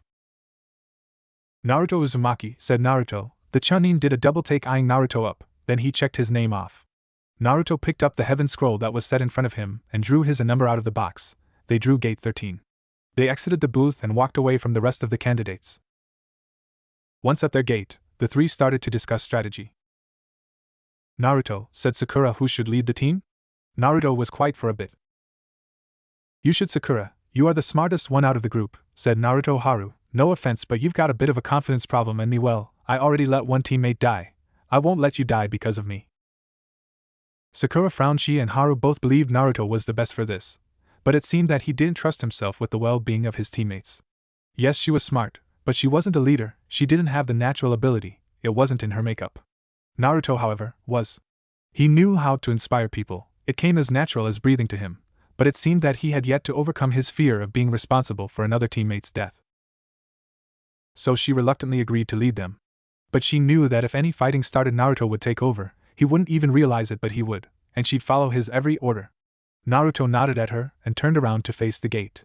She stared at his back, his hand tucked in his pockets, but he still stood as straight up as ever. The pride he had in himself hadn't changed. For a second she remembered Sasuke and the way he carried himself. They had been more alike than they knew, but Sakura had always been looking at them from the outside, so it was easy for her to see. She was sure Kakashi saw it too. Alright, get ready, said the Chunin at the gate. Naruto stepped up to the gate. Sakura and Haru stepped up to flank him. 5, 4, 3, 2, 1, the Chunin counted down, go. The gate swung open and the three raced in. Naruto took the lead and leapt into the trees, the others hot on his heels. They raced through the trees for an hour before coming to a stop in a small clearing. Alright, how are we gonna go about finding our Earth Scroll? Asked Haru. We can't split up, but we'll lose time if we just wander around aimlessly, said Sakura, so for now we continue to head for the tower. Naruto and Haru nodded and leapt off to follow their leader. However, they hadn't gone 300 yards when Naruto put on a burst of speed and tackled Sakura out of the sky. A kunai flew overhead and Haru caught a branch and flipped up on top of it, drawing his own kunai. Naruto landed with Sakura in his arms, holding her bridal style. Thanks, Naruto, she said as he put her down. He nodded and looked into the direction the kunai had come from. 3 ninja from the grass village stood in a tree 60 feet away, squaring off against Haru. Haru leapt into the air and threw his blade. The 3 scattered. Naruto and Sakura used the distraction to leap back into the fight. Naruto slipped of his pack and flipped it open. He pulled out a crescent-bladed-like object and threw it to Haru, who caught it and landed on a nearby branch, blocking a shuriken with the blade. Then he spun the blade once. 3 identical blades sprang forth. Haru was holding the weapon of Sasuke Uchiha, the Demon Wind Shuriken. The attacking ninja all threw multiple shuriken and kunai at Haru, who started spinning the shuriken. The incoming blades were deflected. Then Haru threw the spin blade at the 3 ninja. They all leapt out the way. Haru leapt in pursuit of one. Sakura stopped the ninja pursuing Haru with a head kick to the head. Naruto jumped after the 3rd. Haru landed in front of the ninja. He pursued, another kunai in his hand. The grass ninja drew his sword and attacked Haru. Haru sidestepped the attack, plunged the kunai through his hand, pinning him to the tree. Then Haru stuck his hand out and caught the demon wind on its return path. Continuing its rotation, he passed the blades through his neck, severing his head from his shoulders. Sakura landed in a crouch and launched herself at the grass ninja. She punched him in the face and followed up with a knee to his stomach. Then she drew a kunai, and he drew his sword. She attacked him with a stab, which he dodged, and trapped her arm between his body and his arm. He tried to cut off her head, but she dropped down and grabbed his leg. She pulled it out from under him. He lost his balance and fell from the tree. Sakura dove after him, her blade held in a reverse grip. They both crashed to the ground. Her blade pierced his chest and heart. Naruto and his opponent faced each other, either moving, either breathing. The grass ninja twitched. Naruto started his hand signs. Fire style, fireball jutsu. He breathed the huge flame at the grass ninja, who dropped off the tree branch and fell to the ground. Naruto dropped down after him, drawing his 2 kunai off his hips, holding them in reverse grips. They landed on the ground and the grass ninja ran at Naruto. He delivered an overhead slash intent on cleaving Naruto in 2. Naruto blocked the blade with his kunai. Then he shoved the ninja away and took up the ground. He delivered stabs through each of the man's biceps, then plunged the blades into his thighs. The man screamed in pain. Naruto ripped one blade out and drove for the man's chin. The enemy ninja caught Naruto's wrist and tried to hold off his attack. Naruto put the palm of his other hand on the end of the kunai and pushed up. The two struggled against one another, but the man's wounded arms quickly gave out. Naruto drove the kunai through the man's bottom jaw and into the roof of his mouth, and then the blade pierced his brain. The man suffered the most unbearable pain known to possible, then he died. Naruto wrenched the blade free and kicked the corpse over. He turned to look at his other teammates. They were both fine. Haru had the demon wind in his hand and was in the process of wiping it clean. The other two enemies were dead. Haru collapsed the demon wind and tried to hand it back to Naruto. Naruto shook his head. "Keep it," he said. "You seem to have a natural talent for it. I can't think of a better person to carry Sasuke's shuriken." Haru and Sakura shared a look of amazement. Naruto was parting with something of Sasuke's. Not many people knew it, but Naruto had the headband he'd gotten from Irika in a drawer at home. Since his death, Naruto had been wearing Sasuke's headband, as a tribute to his dead friend. Now he was giving Haru the demon wind, the weapon Sasuke had used to fight the rogue ninja, Zabuza. "Come on," he said, "let's search them for the scroll." They searched the bodies for a couple minutes before Haru found it on the man he'd killed. "It's a heaven scroll," he said. He tossed it into the bushes. Naruto and Sakura converged on him. "It's getting late," said Sakura. "Let's find somewhere to campo for the night." The other two nodded and they began to search. After looking for half an hour, they found a deep cave that had a natural bend in it, which meant they could make a fire. Heartened a bit, they head inside and started to erect a camp. Sakura set up the tent, while Haru and Naruto collected firewood. In no time at all they had a small fire going, and were eating some rations that Haru had had. Naruto volunteered for the first watch, and while the others slept he sat at the mouth of the cave. His thoughts, as they always did, drifted to the time he'd spent with Sasuke. The tree climbing, their fight with Zabuza, the demon brothers, everything. It had been annoying to see Sasuke outclass him at every turn, but at the same time it had inspired him to try even harder. The bond of friendship and brotherhood that had been forming between them was like something he'd never felt before. But then his thoughts drifted to Haru. They were growing closer. He'd meant what he'd said about the demon wind. He'd wanted Haru to keep it. Haru would never replace Sasuke. Haru knew this, Naruto knew it, Sakura knew it. But Haru had earned his own spot on Team 7, they were now a 4-man squad. The spirit of Sasuke as the guardian angel, always looking over them and guiding, showing Naruto the path to the title of Hokage, just like he'd said. It was that line of thinking that caused Naruto to remember his other startling discovery. Flashback. "Come on, Naruto," said Kakashi, "just relax and watch my hands." Naruto took in a deep breath and opened his right eye, watching Kakashi. Fire style, fireball jutsu. Kakashi let the huge ball of fire fly into the air. "Now follow me this time," he said. Naruto cleared his mind and let his instincts take over, just like Kakashi had instructed. Fire style, fireball jutsu. They said as one. Naruto's was as big as Kakashi's, causing the Jounin to gasp. "Amazing," he said. "What?" asked Naruto. "It would seem that not only did Sasuke give you Sharingan, but the Uchiha's unparalleled control of fire jutsu as well. The Nine Tails seems to have adapted your body to use Sasuke's DNA." Naruto let out a gasp. "What does that mean?" he asked, suddenly slightly afraid. "Don't worry, you're still you," said Kakashi. "You just have a little bit of Uchiha blood in you, know." End flashback. Since then, Naruto had been improving on his fire jutsu, and he was getting quite good at it. He was working on a few others that he had yet to perfect. All in all, his skill in ninjutsu was improving, and that to very good taijutsu, and you had yourself a pretty good ninja. He wanted to learn genjutsu, and Kakashi said he would be able to learn a little as he got better with Sharingan, but he wasn't a genjutsu type, so the genjutsu he could learn would be very limited. A few hours later, Haru relieved Naruto so he could get some sleep as well. Naruto walked deeper into the cave and entered the tent to find Sakura sleeping comfortably in her bedroll. Naruto slipped into his, which was to her right, and laid on his back with his hands crossed under his head.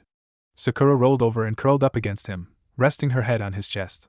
Naruto, focusing on her presence, slowly drifted off. When he awoke again, Sakura's warm body was gone. He sat up and looked around the tent. Sakura was gone, but Haru was there, sleeping with his back to Naruto. Naruto brushed the top of his bedroll off his legs and left the tent. Once outside, he stretched and made his way to the tent entrance. Sakura was sitting there on watch. She turned to look at him as he approached. "What time is it?" he asked her. "Almost dawn," she replied. "We should probably get moving." Naruto nodded and went back into the tent, where he woke up Haru, and together they collapsed the tent and put it back in Sakura's pack. Naruto carried her pack out to her as he threw his own across his back. Haru's pack seemed to have vanished. "Haru, where's your pack?" asked Naruto. "Don't have it anymore," answered Haru. "I didn't have anything else in it, so I made it into this." He held up and sort of carrier, and Naruto saw that the demon wind was in it. the ring sticking out the top for quick access. Ah, I see, said Naruto, impressed. Well, we better get moving. They leapt into the trees. Little did they know that they were being followed. Dosu, Kin, and Zaku watched their targets leap into the air and off into the trees. Lord Orochimaru had said to target them, to test their might. He had something planned for the village, and waited to see how well the genin in the village were being trained. Kakashi's Team 7 had the most promising candidates in the year batch of rookies, so they were the targets. They'd been watching them all night, trying to see if they could find a weakness to exploit, but so far they had found nothing. So they would trail them, and wait for the right moment to strike. Naruto, Sakura, and Haru had been on the move all day and were nearing the tower. They were currently taking a break by a river. Naruto knelt on its bank, washing his face in the cool stream when he felt the hair on the back of his neck stand up. He searched his surroundings for danger but couldn't find any. Thinking that maybe it was just fatigue, he decided to let it go for the time being. He returned to his teammates who were currently trying to devise a way to obtain an Earth Scroll. It was then that Naruto saw them. Sitting in a tree 50 yards behind them were the enemy ninja. Careful as to not give away that he was aware of their presence, he walked to his teammates and knelt down next to them. We're being watched, he whispered. Don't react, but there are 3 enemy ninja 50 yards directly behind Haru. The other continued to act as if he had said nothing, but where they were drawing a map of the surrounding area, they both drew check marks, indicating that they understood. The attack would have been fatal, had the 3 not already been aware it was coming. The lead man, a man wrapped almost completely in bandages, landed where they were drawing their map. The 3-leaf ninja dove towards the river and rolled to their feet, weapons in hand. Naruto had his 2 kunai, Haru wielded the demon wind, and Sakura had a kunai in her hand. So, said the mummy man, you were aware of our presence all this time? What if we were? Countered Haru. The mummy man was joined by 2 others, a man with spiky hair and a lean woman. All 3 wore headbands with musical notes on them. I'm curious, said the mummy, what kind of scroll do you carry? You see, we carry this Earth Scroll. He held up the Earth Scroll. Their reactions gave them away. So you need this Earth Scroll to go with the Heaven Scroll you carry. How about a deal? We both lay our scrolls on the ground, and then we fight. Whoever wins, get to take both scrolls with them. Naruto wanted to accept. An Earth Scroll had fell right into their laps. But if the man was revealing what kind of scroll he had, it could only mean that he was confident in his and his teammates' chances of winning. But they really didn't have any choice. I'll take your deal, said Naruto, and pulled the Heaven Scroll out of his pack. He set it on the ground next to the mummy man's scroll and leapt back to his team. Okay, guys, he said, any ideas? Yeah, I've got one, said Sakura, but I'm going to need time, 2 or 3 minutes at least. In the world of a ninja, 2 minutes was a lifetime, 3, an eternity. Naruto nodded. Alright, Haru, and I will keep them busy, said Naruto. Haru nodded in agreement, and started to spin the demon wind. Sakura leapt back a ways and started making hand signs. Naruto sheathed his 2 knives and started his hand signs. Too late! Yelled the spiky-haired man. He held up his hands and a wall of air rushed at Naruto. Naruto finished just in time. Fire style, great fireball jutsu. He launched a mass of flames at the wall of air. They clashed and the shock wave caused everyone to shield their face, all but Sakura, who was too far back. When Naruto and his opponents recovered, they all noticed Haru was gone. Naruto feared the worst, however his fears were quickly put to rest when he saw a loud yell. He looked up and saw Haru spin his body over, using his own momentum to put even more force into the throw, just as Sasuke had while fighting Zabuza. The demon wind flew at the ninja with blinding speed, but the mummy man pulled up his sleeve and revealed a strange look gauntlet with holes in it. He blocked the large shuriken with it. Haru caught it as it flew back at him. He hit the ground and collapsed it, blocking the strike the mummy had aimed at him. They stood still, eyed each other down, when Haru gasped and fell to one knee, blood running out of his left ear. Naruto was on the moving, drawing his 2 kunai. He kicked the mummy man in the face, sending him flying backward, and then deflected 2 throwing needles that the girl had thrown. Haru was on his feet and running the spiky-haired guy, only to have a wall of air hit him in the face. Naruto turned to help him, but was cut off by the girl. The mummy soon got to his feet and was running towards him. Come on, Sakura, he thought. It was in that moment that the 2 attacking Naruto stopped altogether. The spiky-haired guy was still blasting Haru with a massive wall of air, pinning him to the ground. Naruto dodged around the girl, who now had her hands around her own throat, and ran up behind the guy. He slid under his arms and drove both kunai into his arms, at the elbows. He screamed in pain. Haru kicked him in the face. He crashed to the ground, unconscious. Naruto turned to look at Sakura, who was on her hands and knees, breathing very hard. So, that's what she was doing, he thought, genjutsu. He looked back at the mummy man and the girl. The girl was on the ground. She'd strangled herself to unconsciousness. The mummy man was on his knees gasping for air. He must have been able to hold out long enough for Sakura's jutsu to wear off. You are indeed powerful, and we underestimated you, said the mummy man. The earth scroll is yours, please let us go. Naruto picked up the 2 scrolls and turned towards his fallen foes. Begone, he said. Thank you, until we meet again. He stood up and carried of both off his teammates. Naruto quickly joined Haru at Sakura's side.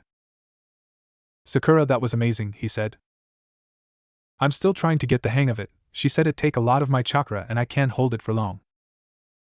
It's okay, said Naruto, you held it long enough for what we needed. Look. He held out the 2 scrolls. We've got both scrolls, let's rest here tonight and head for the tower in the morning. No one disagreed. Naruto, Sakura and Haru gazed up at the tower as they walked inside. It wasn't as large as Naruto had expected up, it was a decent size. They stepped into the room labeled 13 and closed the door behind them. It had taken most of the day to reach the tower, so there were still 3 nights and 2 days until the test ended. They would be here for a while. They started searching the room, when Sakura found a large poster on the wall. After reading it, she turned to her 2 teammates. I think we have to open the scrolls now, she said. The other 2 looked at her curiously for a second before following her orders. Haru and Naruto each took a scroll and opened it. They started to smoke, so the 2 threw them away, drawing their weapons. When the smoke cleared, Iruka-sensei stood in front of them. Congratulations on passing the 2nd exam, he said. Iruka-sensei? Asked Naruto. That's right, said his old sensei. Why are you here? Asked Sakura. Well, I'm here to explain the exam, he said. And what it means to be Chunin. You see, a Chunin is a leader. The exam demanded teamwork, and it was up to the leader to get their team to work together as a cohesive unit. Secondly, it pitted you against the other. The team had to decide who to approach each obstacle. One through teamwork could this exam be completed. After his explanation of the exam, Iruka asked them about the challenges they had faced in the forest before finally wishing them good luck on the next exam. The next 2 days passed slowly, but it gave them time to replenish what chakra they had used in the forest. After the time limit was up, the door in the back of the room opened. This led into a hallway where the rest of the qualifying team were. They all followed the hall into a huge room. On an elevated platform stood each sensei of the remaining teams, the 2nd exam proctor, and the 3rd Hokage. All right, each team line up in single file, said the exam proctor. After lining up, the Hokage spoke. First off, I'd like to congratulate each and every one of you on reaching the 3rd exam, he said. As he spoke, Naruto glanced around. Shikamaru and his team made it, Kiba and the others too. The team from the Sand Village, and the Sound team that had fought Naruto and his team. And 2 other Leaf teams. One was Team Guy and the other had no one that Naruto recognized. Each person looked rather strange, and silver-haired man with glasses was in the front. Now, the Hokage, it's time to. He was interrupted by another Leaf ninja dropping from the roof. Lord Hokage, he said as proctor for the 3rd exam, I, Hate Gekko, wished to address them. Very well, said the Hokage. Hate turned to them. Hello everyone, he said. Before we can begin the 3rd exam, we have to have a set of preliminary bouts. What the hell for? Demanded Kiba. Frankly speaking, said the proctor, we didn't expect this many of you to make it. We must thin down your numbers. Before we do, however, is there any among you who wish to end it here? The man in glasses raised his hand. All right, you got me, I'm out, he said. Kabuto Yaksure, said the 2nd exam proctor. Very well, said Hate, if that is it, then the prelims begin right now. A screen high in the wall began to randomly go through names. It ended on Haru and one of the Leaf ninja dressed in purple. The other went up to the catwalks on either end of the room. Only Haru and his opponent remained. It was time for the 3rd exams to begin. To say Haru was nervous would have been a gross understatement. He wanted to run. Run and keep running. The only thing that kept him there was the feeling of his 2 teammates, and Captain's eyes on him. He wanted to be strong, make them proud, but this guy looked unlike anything he'd ever fought. It was intimidating, and a little scary. Haru's legs were shaking, his palms were sweating, and he was getting hotter and hotter as he got more and more nervous. He glanced up at Naruto, whose face was blank and unreadable. Secret envy welled up inside him. He wished he could be cool and collected all the time. He shifted his gaze to Sakura, who looked a bit worried. Oddly enough, this caused Haru's envy of Naruto to grow. Sakura looked worried. Why couldn't Naruto worry about him? He turned back to look at his enemy. The black holes where he should have had eyes made him extremely uneasy. So he resorted to the only thing he knew. He dropped his gaze to the man's waist. Worry gripped at Naruto's heart as he watched Haru. He wasn't ready for this, Naruto knew that. Haru's close combat skills had improved during the 2 months he'd been with Sakura and Naruto, but not by much. He had the demon wind, so that would help a bit, but he still wasn't a very good fighter. This was going to be interesting. He watched as the two squared off, eyeing each other, waiting for the other to make a move. The black-eyed man's fingers twitched. Haru whipped the demon wind off his back, drawing and opening it up in a single move. He threw the large weapon at his opponent, and raced at him, drawing a kunai. Black Eyes ducked the spinning weapon and came up running. Haru snatched the blade out of the air as it arced and came back to him, wielding the demon wind in his right hand and the kunai in his left. He clashed with his enemy. The man caught both of his wrists to stop his attack. Almost instantly Haru felt his energy levels drop. He jumped off his feet and planted them on the man's chest, pushing off. The man's grip on his wrist broke and he sailed 15 feet before landing on his back. Nice move, praised Naruto as Haru dragged himself back to his feet as Black Eyes charged him. Haru desperately threw the shuriken at the man, trying to keep him at bay. The man simply dodged around it and continued his advance. Haru leapt away, trying to put distance between them. He couldn't afford to have the man make contact with him. His touch seemed to drain his energy. The man followed him. Haru caught the shuriken and snapped it closed just in time to block an attack. Haru looked back in his eyes and instantly regretted it. They made him so nervous. He pushed away, backing up even more. The man didn't follow this time. Haru sagged a bit. The chakra the man had drained had taken a toll on him. He needed to end this quickly. Haru is on the retreat, said Kakashi. He need to go on the offensive. Naruto glanced up at his sensei before returning his gaze back to the fight. But we know that Haru's combat skills aren't that great. He said he's going to need to do something drastic. Naruto leaned against the railing, absent-mindedly scratching the bandaged side of his face. He hadn't had the chance to change them during the second test, and they were really dirty. But he couldn't do anything about it now. Haru was fighting and wasn't doing well at all. Haru threw the shuriken at the man again, trying to see if he could throw him off balance. Don't you have any other tricks? Asked the man as he leapt over it. Haru gritted his teeth. I have to do it, he thought, but I'm still not very good at it. I could mess up, I could get hurt. Just as he decided not to do it, a scene flashed through his mind. Flashback. Haru ran through the woods, the enemy ninja hot on his trail. This was not good. He could get away. His toe caught a rock and with a cry of pain he fell to the ground. He turned over and gazed at the ninja in fear as they stood over him, weapons gleaming in the subtle sunlight that crept through the trees. One of them carried a long polearm with a crescent blade draped over his shoulder. Haru watched him raise it over his head and closed his eyes, waiting for the end. He was met with a grunt of pain. Snapping his eyes back open, he saw a person standing in front of him in a blood-red shirt and shaggy blonde hair. Naruto? He said, stunned. What are you doing here?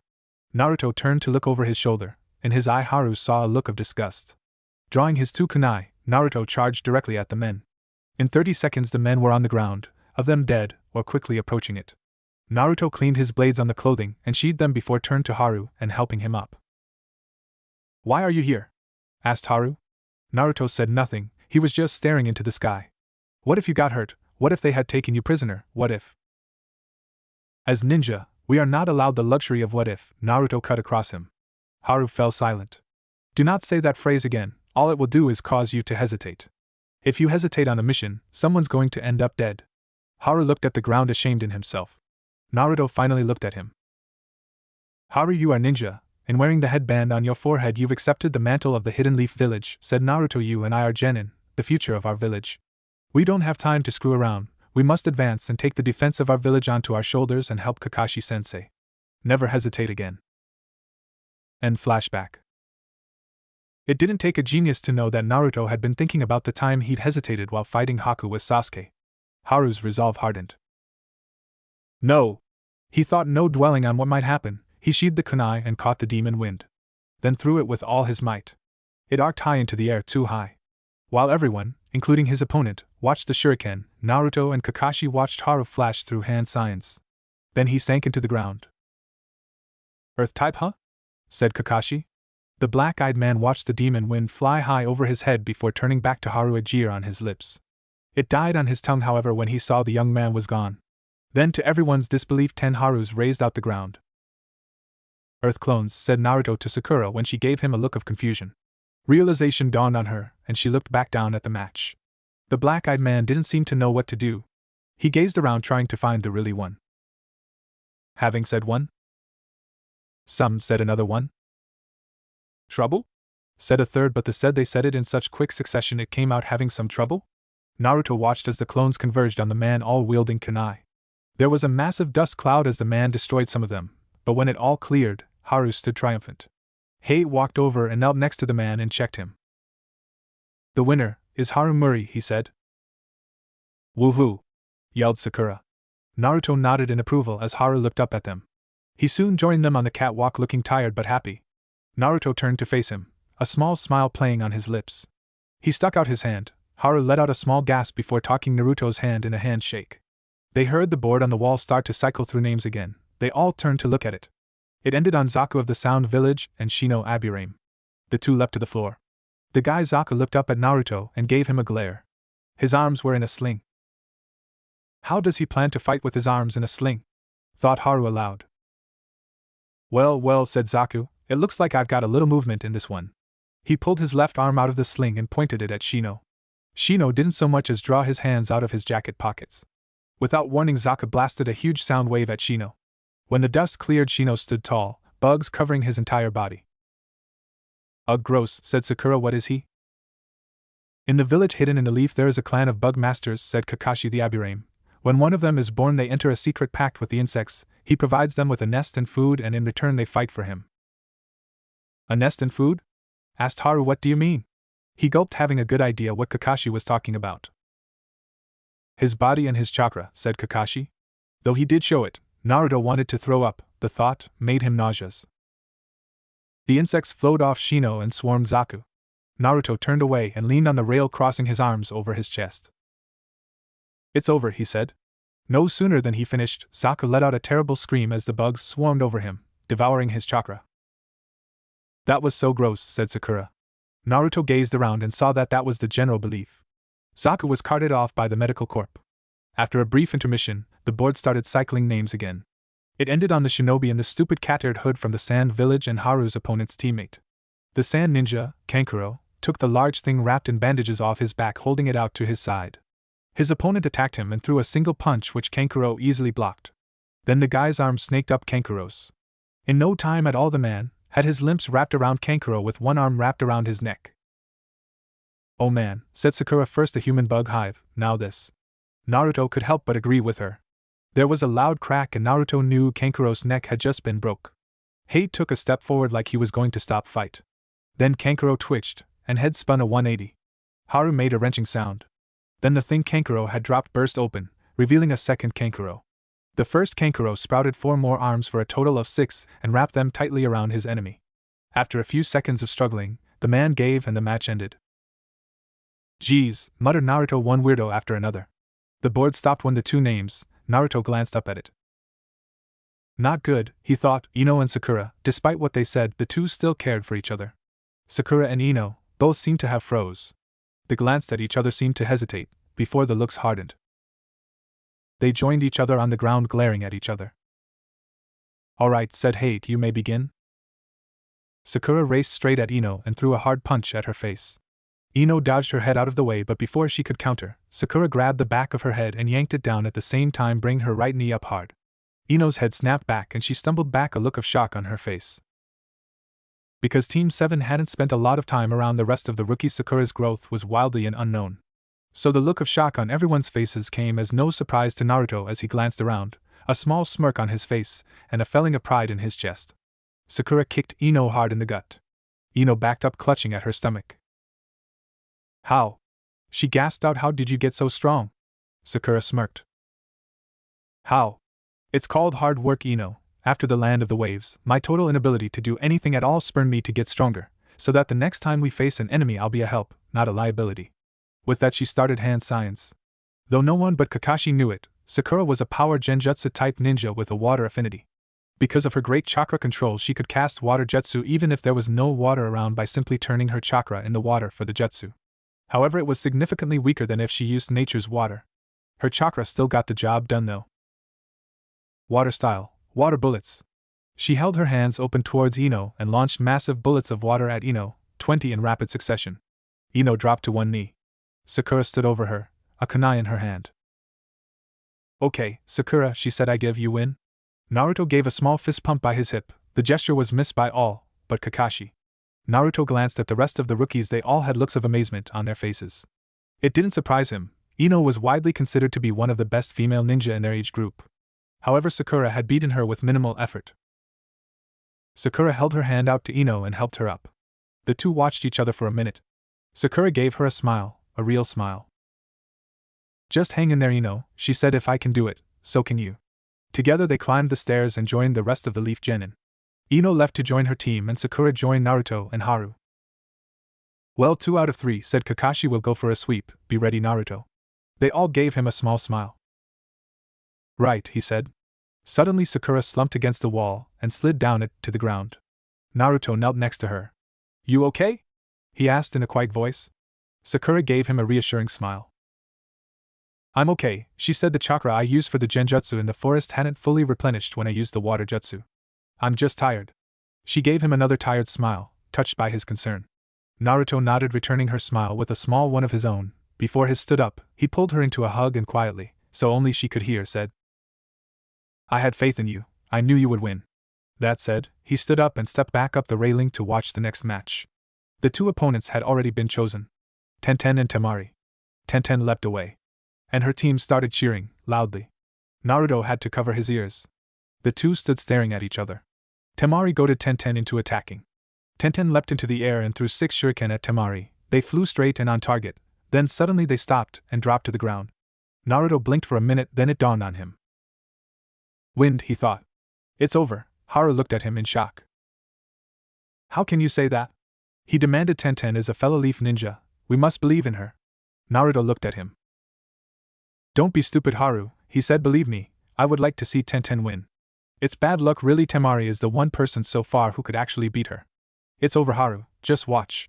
Temari unfurled her fan and swung it, causing a huge vortex that lifted Tenten into the air. Wind sliced at the helpless girl before she fell hard onto Temari's collapsed fan. "The winner is," Temari said. "Hate." An evil grin crossed Temari's face. She tossed Tenten at the weapon she had used.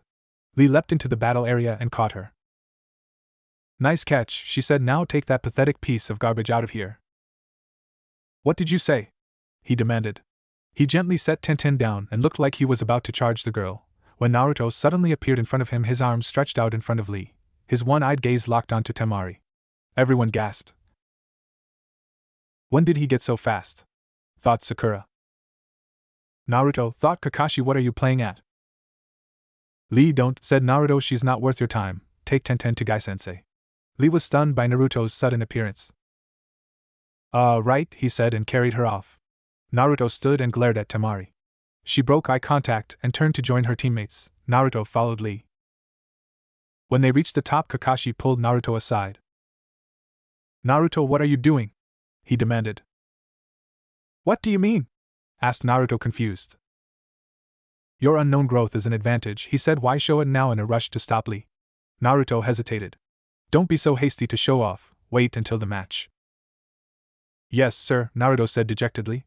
Kakashi gave him a one-eyed smile and patted him on the shoulder.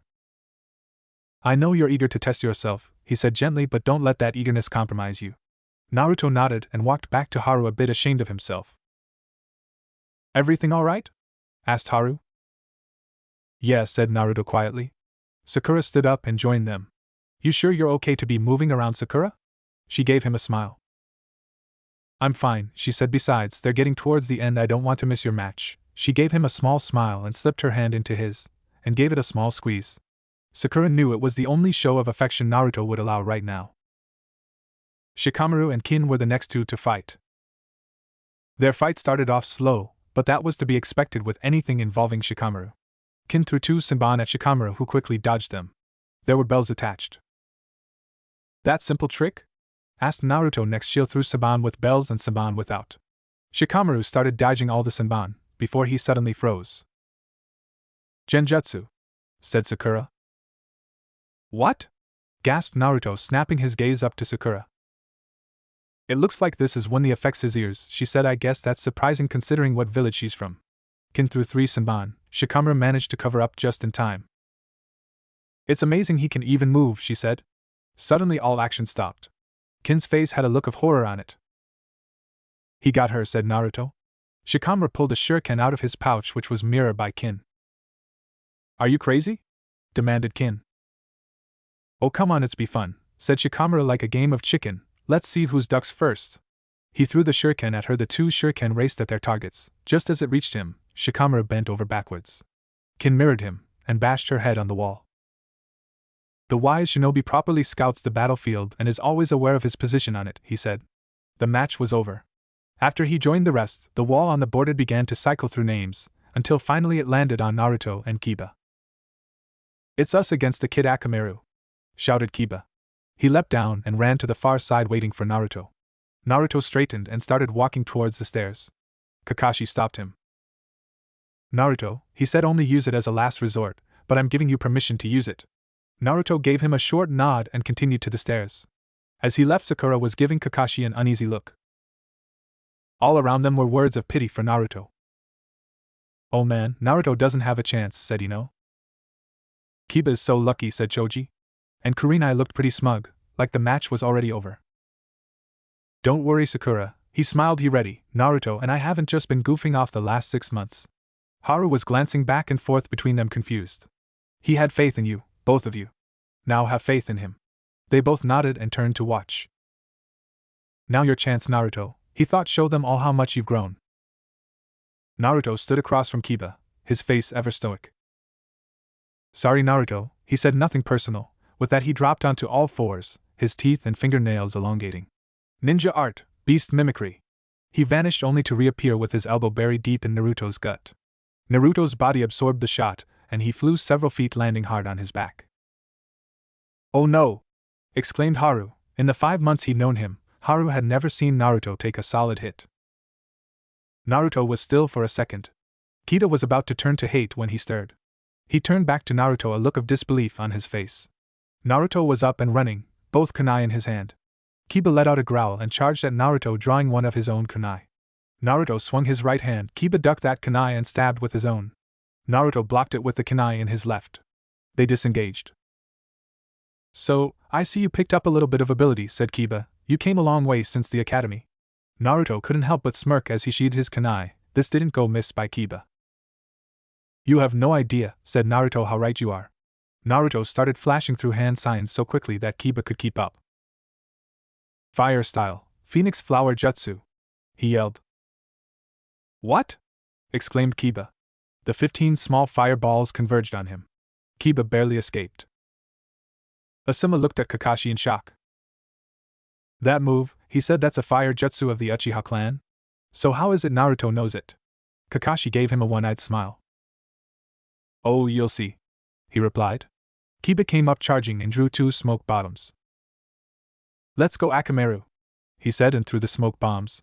No one could see a thing. Akamaru leapt into the smoke, using his nose to track Naruto. As the smoke started to clear, Kiba charged kunai in hand. Naruto! Yelled Sakura and moved to jump down. Stop, Sakura! Said Kakashi. Sakura was stunned. Kakashi had never raised his voice to her like that. Have faith in Naruto. Sakura climbed down off the railing. Just as the smoke completely cleared, Kiba was in Naruto's face and plunged the kunai in his stomach. Naruto! Sakura yelled again. A look of shock was on everyone's faces. Everyone in the building heard the distinct drip, drip, drip of water. A look of shock crossed Kiba's face as he watched water flow out of the wound in Naruto's stomach. Then the water clone collapsed. Kiba searched frantically for him. Where is he? He said aloud. His answer was a hard punch across the face. Kiba stumbled back. When the hell did you learn to use water clones, and fire jutsu for that matter? Naruto smirked. I wouldn't worry about that right now if were you, said Naruto. Fine, said Kiba, but at least tell me how you used the water clone. Fair enough, said Naruto. Kiba, look around you, at all the water on the floor. It's left over from the time Sakura pummeled Ino with her water bullets. When you threw your smoke bombs, I simply used the water on the floor and created a water clone. Kiba growled, baring his fangs. Then he sprinted at Naruto. Tunneling Fong! He shouted and began to rapidly spin. Naruto didn't have time to react. Kiba hit him right in the chest, tearing his shirt to shreds. After being bored into for 10 seconds, Naruto finally managed to push Kiba to the side a bit and slip away. As soon as he broke contact, he dropped to one knee, clutching at his stomach. Kiba flipped out of his attack and stood tall, a triumphant look in his face. I gotta say, he said, I'm actually impressed you even still standing. Naruto glared at him, his cobalt eyes burning a hole in him. Kiba took a step back and slipped his hand into his pouch, drawing out 2 food pills. He tossed onto Akamaru, before popping one in his own mouth. Let's go, Akamaru. Man/beast clones. He shouted as Akamaru leapt on his back. In a flash there were 2 Kibas. They ran at Naruto on all fours. Fang over Fang. They shouted. Naruto leapt out of the way. Kiba came to a stop. You know you're pretty pathetic, he said with all the honesty in the world. It takes you 3 tries to pass the academy graduation exam, which you only passed in the end on a technicality. Then you botch every D-ranked mission you go on, only succeeding at those missions because of Sasuke, and then… Kakashi turned to Kurenai. Kurenai, whatever happens to Kiba, you cannot hold it against Naruto, he said. Kiba is going to bring on himself. Kurenai looked at him surprised. Excuse me? She said. Naruto is about to kill Kiba, said Kakashi as if it were the most obvious thing in the world. I fail to see how that's going to happen, she replied. He can't barely stand. Naruto's emotions are barely not gone, said Kakashi. Kiba is about to unleash something he'll never forget. Sakura was just as confused as Kurenai. She gazed at the 2 taking and realization dawned on her. Kiba, that idiot, she said. Is he trying to get killed? You let Sasuke die, you did nothing to help him, as he defended you, finished Kiba. Naruto's face darkened. Take it back, said Naruto darkly. Kiba laughed. What's that? He said. Take back what you said, shouted Naruto. Tore the remains of his shirt off. His entire torso was covered and scared like he'd been stabbed by hundreds of thin weapons, needle scars. He vanished only to reappear right in front of Kiba and smashed him to the ground. He rained punch after punch into Kiba's face. The second Kiba ran at Naruto and knocked him off Kiba. Naruto skidded to a halt on one knee. Kiba dragged himself to his feet, rage burning in his eyes. This is getting intense, said Shikamaru. Naruto is completely different from when we were in the academy. You said it, replied Ino, a bit nervous as to what was going to happen next. The 3 Jounin sensei moved together, in case they had to intervene. Naruto glanced up at Kakashi, a question in his eye. Go ahead, Naruto, he replied. You're ready, show them your power. The 3rd Hokage had been watching all the fights with mild interest. This fight, however, he'd been paying the closest attention to. He'd promised Minato he'd watch over the boy. He wanted to see how far he'd come. He'd been pleasantly surprised at May point in the match, but in Kakashi's words, he sat up a bit straighter. In fact, everyone in the building seemed to be watching closing. Kakashi, what are you talking about? Asked Asuma. Just watch, said Kakashi. Keep your eyes on Naruto, he's about to surprise you. Naruto slowly untied his headband and laid it across his knee. Then with a glance at Kiba, his hands moved to the bandages on his face. Kiba wanted to attack, but his curiosity got the better of him. He didn't move. Sasuke, thought Naruto, lend me your strength, help me, in this desperate hour. The final bandage was removed. Naruto tossed it away and picked his headband back up and tied it around his forehead. Then he stood up straight, proud and tall, his earlier rage forgotten. After 10 months of closure, Naruto snapped his right eye open, unveiling Sharingan. The entire building let out a gasp. The Hokage leapt to his feet. Sharingan, but that's… If any of you ever wondered why I insisted on continuing Naruto's train myself, said Kakashi, now you know. Sharingan! Exclaimed Kurenai, but how? When? In the land of the waves, said Kakashi. Sasuke didn't die protecting Naruto. He died as they fought side by side. During the fight, Naruto lost his right eye, pierced by Saban as he defended Sasuke's body. After the fight was over, Sasuke gave Naruto Sharingan, as a gift of friendship and brotherhood. The village grieves over the lose of the Uchiha clan, while Naruto grieves the lose of Sasuke Uchiha, the closest thing he's ever had to a brother. The village slanders him for allowing the last of the Uchiha to die, while Naruto punishes himself for not being able to protect a comrade. In fact, I believe Shikamaru here is the only one who's ever taken the time to check on Naruto. Every single one of them looked ashamed of themselves. Kakashi turned his gaze to Sakura, who was beaming with pride for her sensei and for her teammate.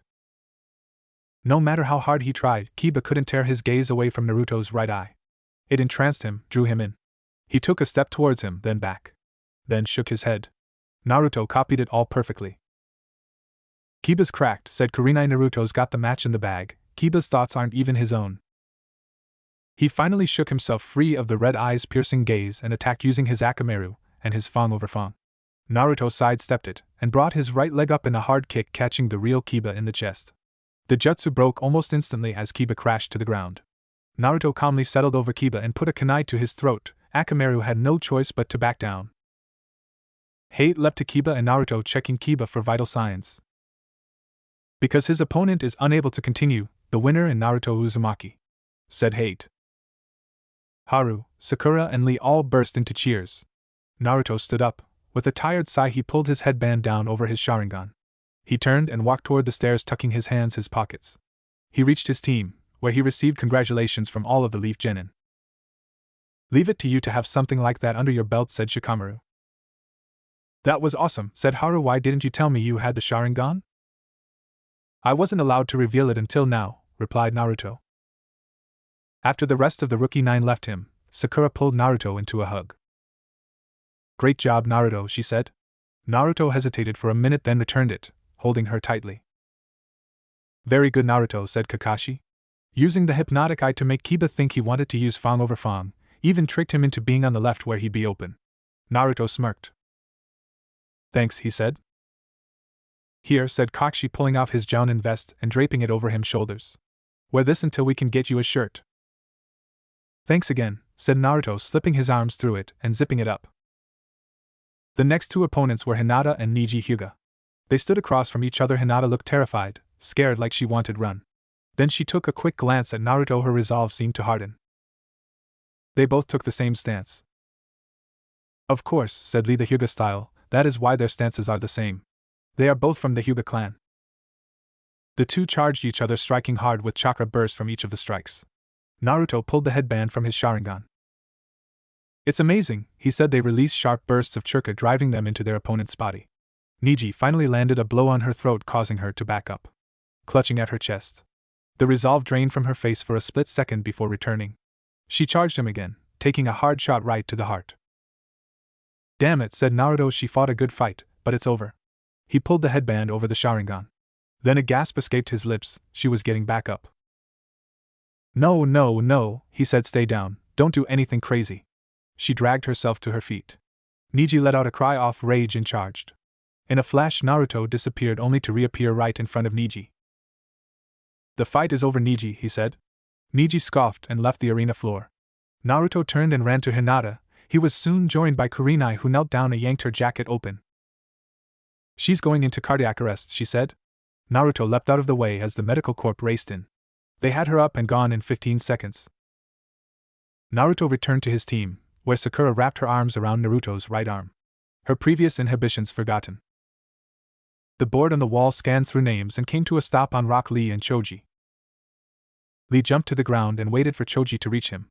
Once he did, Lee gave him a deep bow. It is an honor to face a fellow ninja of the Hidden Leaf Village, he said. That said, he took his headband off his waist and tied it around his forehead. You know, said Naruto, I'm liking this Lee guy more and more.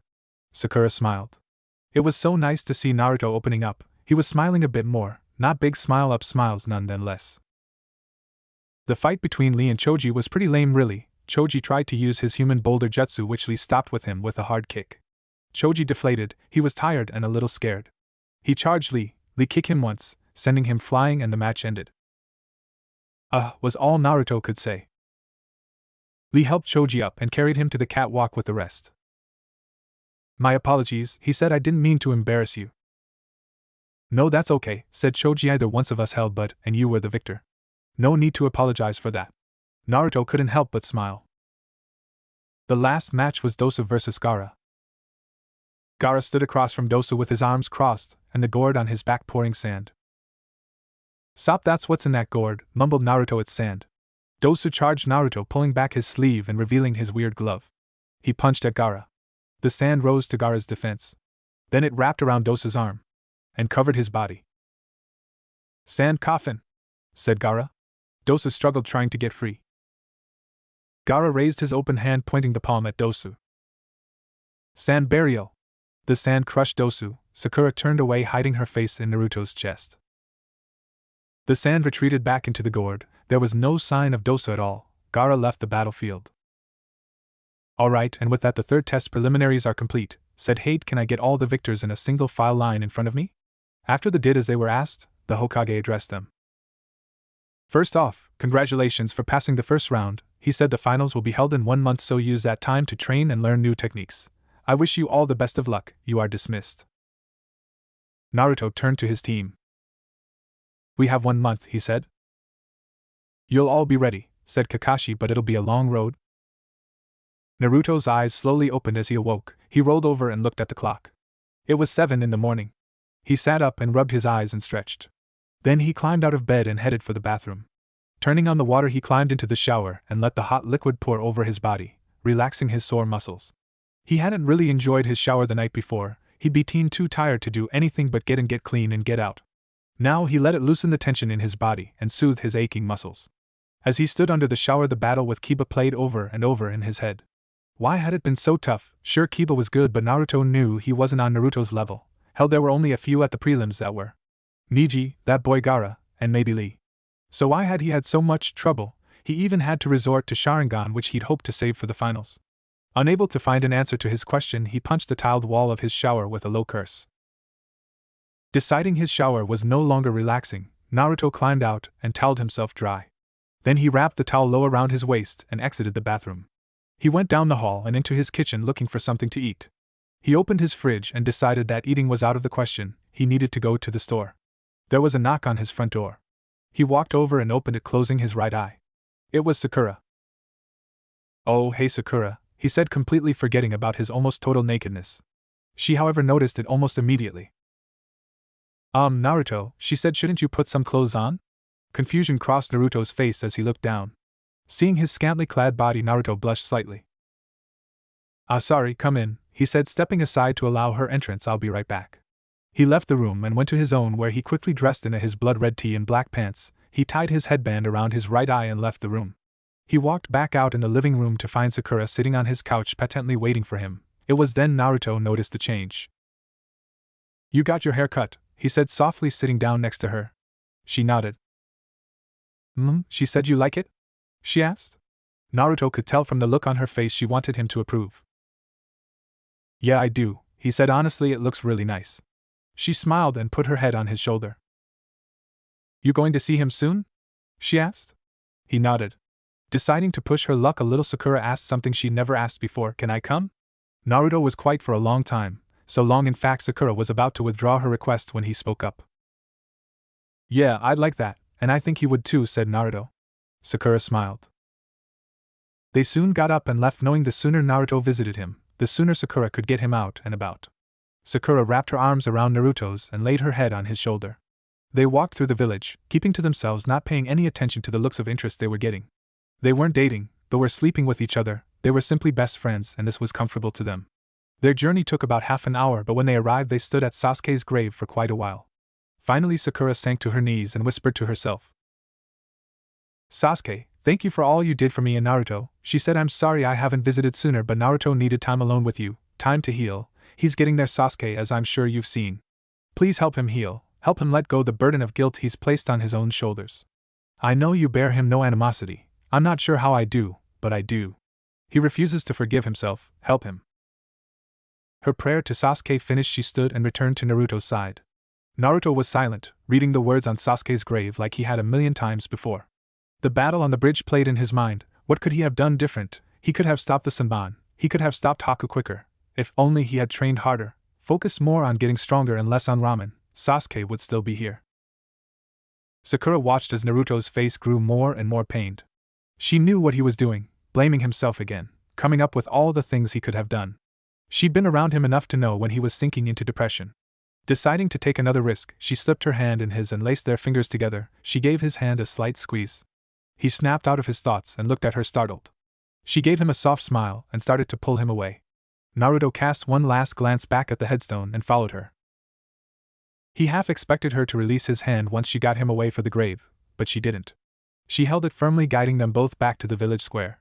Once there, they wandered around the market looking at all the new items the vendors had.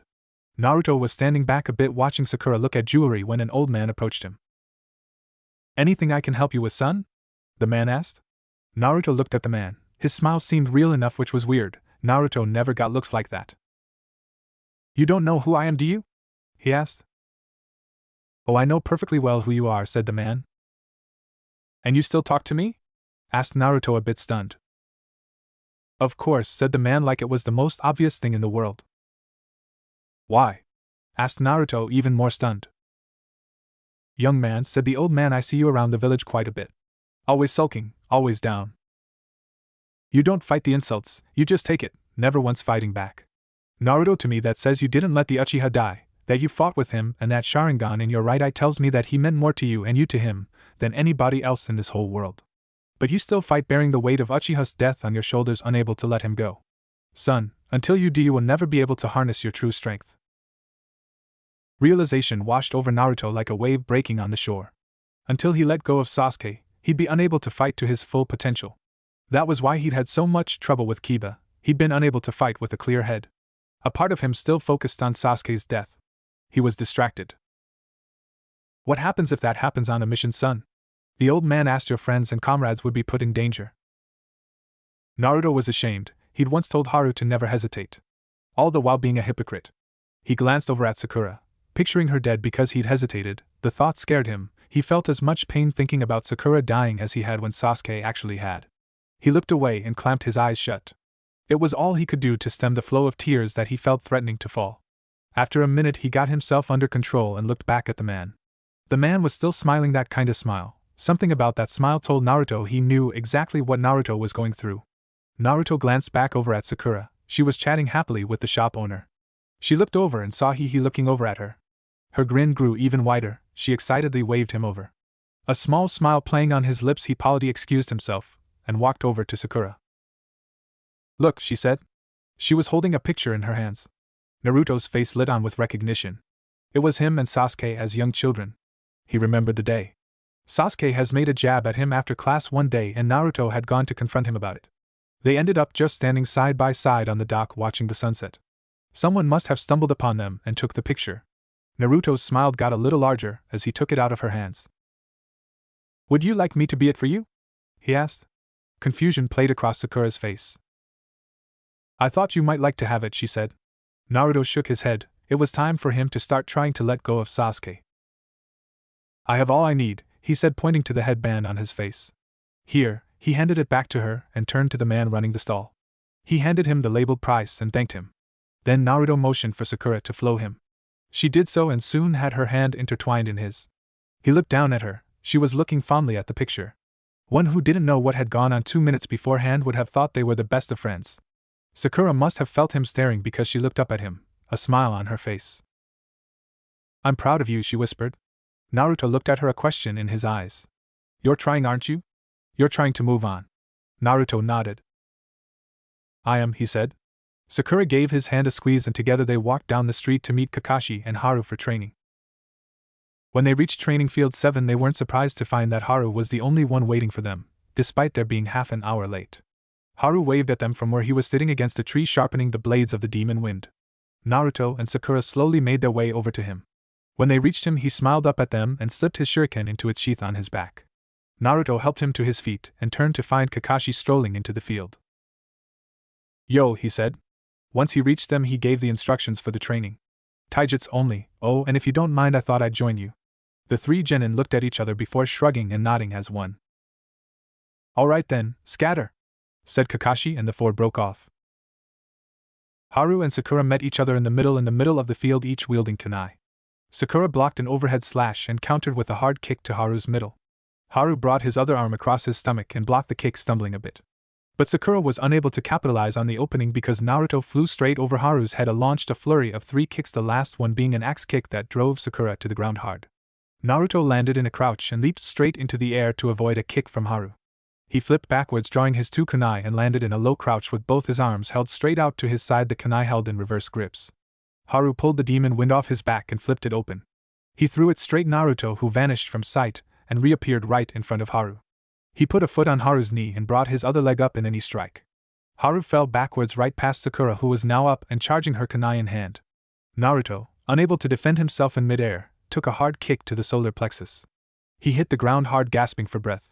Sakura stood over him triumphantly. She brought her leg down in an axe kick, which Naruto avoided by rolling to his left and flipping to his feet.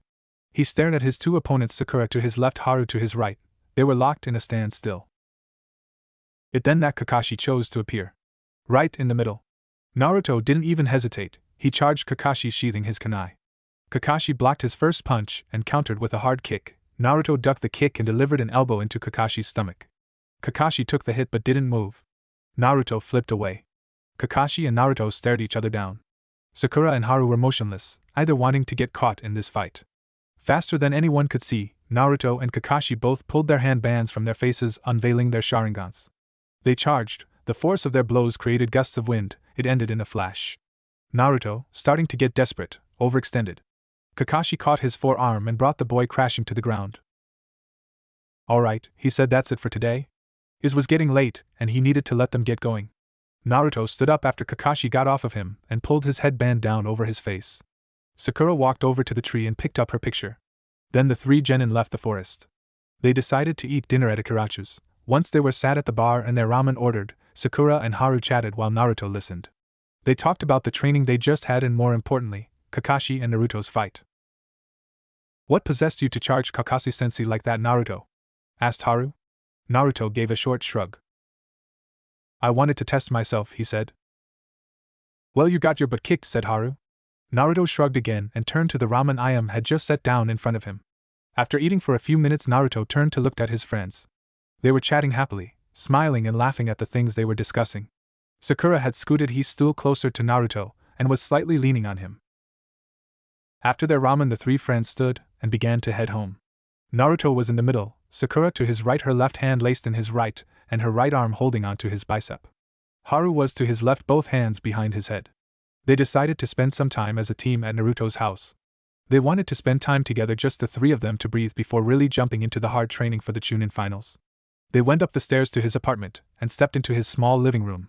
After a few hours, they all decided to crash in Naruto's living room.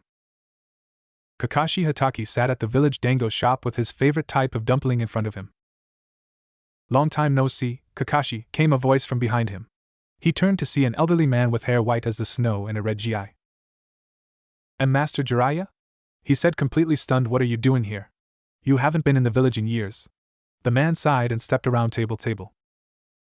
Honestly, I hadn't planned to come back this soon, but it's been taken out of my hands, Jiraiya said. You see, I've been keeping tabs on that pain in the neck Orochimaru ever since he left the village all those years ago. And now I know he's coming back to the village, if he's not here already. Kakashi let out a gasp. Are you serious, Master Jiraiya? He asked. I'm afraid that I am, he said, crossing his arms. So that's what brings you back? Asked Kakashi. Yes and no, said Jiraiya. I once made a promise to Minato and Kushina that I would watch over Naruto if anything happened to them. It's time I made good on my promise. Kakashi looked at him dumbfounded. But, he stuttered. Kakashi, it's not my desire to steal your student, said Jiraiya, just help with a technique here or there. I know there are many techniques you can still teach him. It's more than that, said Kakashi. I don't know if you're aware of it, but Naruto has recently received a Sharingan eye and 2 affinities. As near as I can tell, Naruto has 3 chakra affinities. 3? Asked Jiraiya. No, Kakashi, that's not possible. I didn't think it was either, but Master Jiraiya, he does, I swear to you, said Kakashi. 3? You're sure? Asked Jiraiya. Yes, near as I can tell, wind, lightning, and fire, said Kakashi, which brings me to my next point. I want to teach him Chidori, but his chakra control is quite there yet. Jiraiya was silent for a while. I may have the perfect solution, said Jiraiya. The summoning jutsu will be the perfect way for him to focus his chakra. Perfect, said Kakashi. I'll let you take over with the training for the summoning jutsu, then I can teach him Chidori, and after that, well, we'll see where it goes from there. Wait, Jiraiya suddenly burst out. Did you say Naruto has Sharingan? Yes, said Kakashi, running his hand over his forehead. 9 months ago, my team and I were on a mission into the land of waves. It went wrong, it went so wrong, Jiraiya. We were attacked by a Rouge ninja named Zabuza, him and his apprentice. Sasuke and Naruto engaged the apprentice in mortal combat. Sasuke was killed. With his last breath, he gave Naruto his Sharingan to replace the eye Naruto lost in the battle. Ever since then he's trained to use it. That's quite a story, said Jiraiya.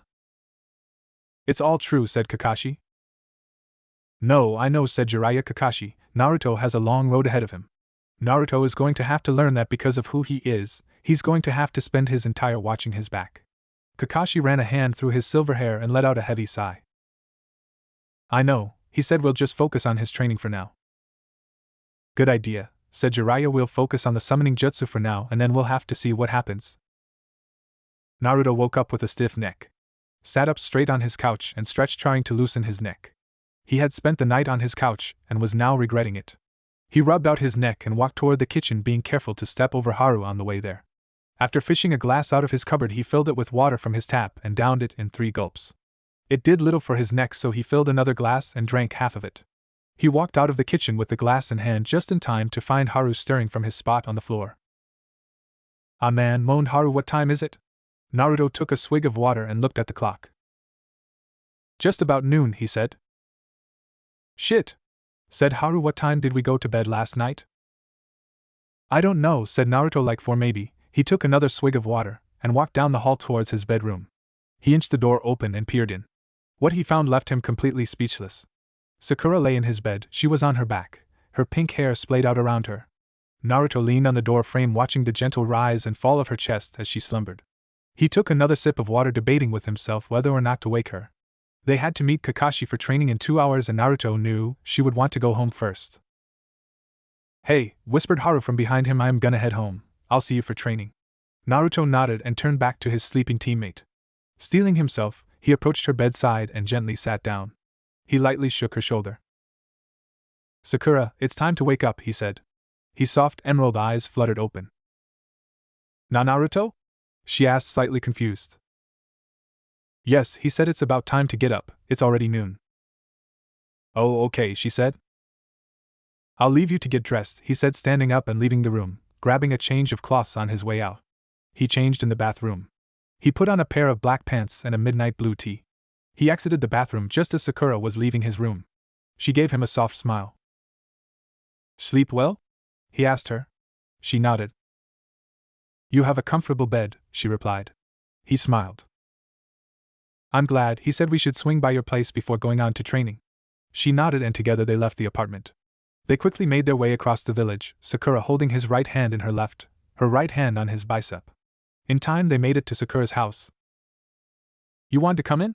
She asked. He nodded and followed her inside. Oh, Naruto, said Aki as he stepped in. We haven't seen you around here for quite a while. Yeah, sorry about that, he said, I've been kinda busy. Oh, that's okay, replied Aki. Oh, I see you took your bandages off, but you still wear your headband over your eye. Are you still injured? No, you see, I actually have Sasuke's Sharingan in my right eye. He said I keep it covered because I can't deactivate it. Ah, I see, said Aki, a bit confused. Well, come and have some tea. We can't, Mom, said Sakura. We have to meet Kakashi-sensei for training. Oh, okay, fine, said Aki. Just come back after. It's been too long since we saw Naruto. Sure, Mom, I will, said Sakura, and with that the 2 young ninja left the Haruno home. They were met with a very unfamiliar sight upon entering their usual training field. Not only was Haru there waiting for them, but Kakashi, and with him was an old white-haired man. Naruto, said Kakashi as they approached, you won't be training with the rest of the team, for now you're to go with Master Jiraiya. He's got a couple jutsu he wants to teach you. Okay? Said Naruto, raising an eyebrow and looking at the old man. The man in question gave him a goofy smile. Alright, said Jiraiya as he and Naruto stood next to the river. First I'll show you the jutsu I want you to learn. He quickly flashed through 5 signs before slamming his hand on the ground. Summoning jutsu! He shouted. There was a cloud of smoke, and as it cleared, Naruto saw the old man standing on a red toad with a green and red skull. Take the scroll. Naruto did as he was instructed and unrolled it on the ground. That scroll is a contract with the summoning toads, explained Jiraiya, passed down from earlier generations of ninja. Sign your name in your own blood and stamp the fingerprints of one hand on under it. Then build up your chakra and slam it on the ground where you want to perform the summoning. The signs are boar, dog, bird, monkey, sheep. Naruto let out a heavy sigh as he drew one of his kunai off his hip and sliced open his right thumb. He quickly wrote his name and stamped his right fingerprints on the scroll beneath his name. Good, now do it, said Jiraiya in a stern voice.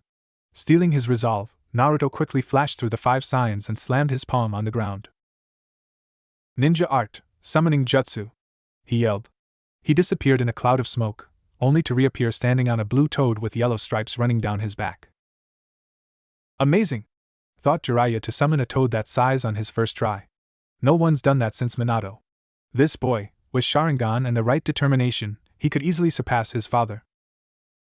What the hell? Exclaimed the toad. What are you doing over there, Jiraiya-sama? Jiraiya smirked from where he was on the red toad's back. It wasn't me who summoned you, said the sage. Really, then who? Asked the toad.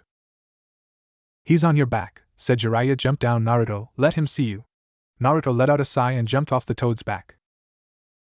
Who are you? Asked the toad in genuine curiosity. Naruto, replied the young man. Well, nice to meet you, Naruto, said the toad. My name is Gamamochi. Nice to make your acquaintance, said Naruto. Jiraiya wore a small frown. He'd hoped the first meeting between Naruto and his new friend would go smoother, but this boy was more withdrawn than he thought. Gamamochi's face a bit, and he disappeared in a poof. Naruto, scolded Jiraiya. Gamamochi is a very shy spirit. When you act like that, it hurts his feeling, runs him down. That's something you should probably work on. Yeah, maybe, said Naruto, partially ashamed of himself. He seemed to have a NAC for upsetting people these days. He slouched his shoulders, tucked his hands in his pockets, and started walking back to Kakashi. Naruto! Came Jiraiya's stern voice. Do not walk away. Do the jutsu again. Naruto took his hands out of his pockets. He bit his thumb and flashed through the 5 signs again. Summoning jutsu. Once again a plum of smoke. Naruto appeared standing on Gamamochi's back. So summon me back already? He said. Yeah, said Naruto, jumping off his back. Look, Gamamochi, I wanted to apologize. I didn't mean to be rude or hurtful. It is nice to meet you. Gamamochi's face lit up. A smile played on Jiraiya's face, and he nodded his head. You too, Naruto-san, said Gamamochi. Gamamochi, said Jiraiya. Naruto may be summoning you off and on the next few days, just to get some practice. Please bear with us. Not a problem, Jiraiya-sama, said Gamamochi. But we're done with this for the day, said Jiraiya. Okay, see you around, Naruto-san, he said. See you later, Gamamochi, replied Naruto. With that the toad poofed away. Okay, said Jiraiya, now that we have that down, we need to move on. Naruto, I doubt you're even aware of it, but your body houses 2 chakras. 2 chakras? Asked Naruto, a bit dumbfounded. Exactly, 2, said Jiraiya. One is the one your body naturally produces, and the other comes from something else. The Ninetails, said Naruto, getting a faraway look.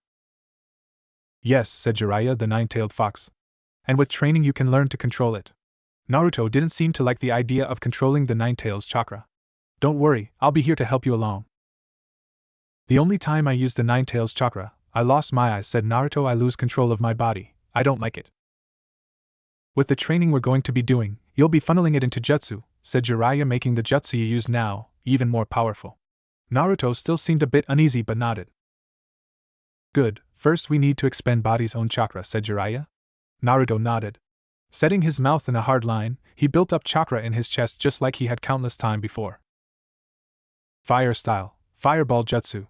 He put his fingers to the outer edge of his mouth and exhaled. The fireball was massive, the biggest one he'd ever made. He poured more and more chakra into it, draining himself fast. In 2 minutes almost all his chakra was gone. Excellent, said Jiraiya. Now try building up more chakra. Naruto did as he was instructed. No good, he said, it's just the usual chakra. Jiraiya stroked his chin for a minute, trying to think of a solution. We'll just have to keep working on it, said Jiraiya, but for now it's getting late. We should call it a day. Naruto nodded and headed back to his team. Hey Naruto, said Haru as Naruto approached them. Naruto waved in greeting. Sakura started to jog towards him.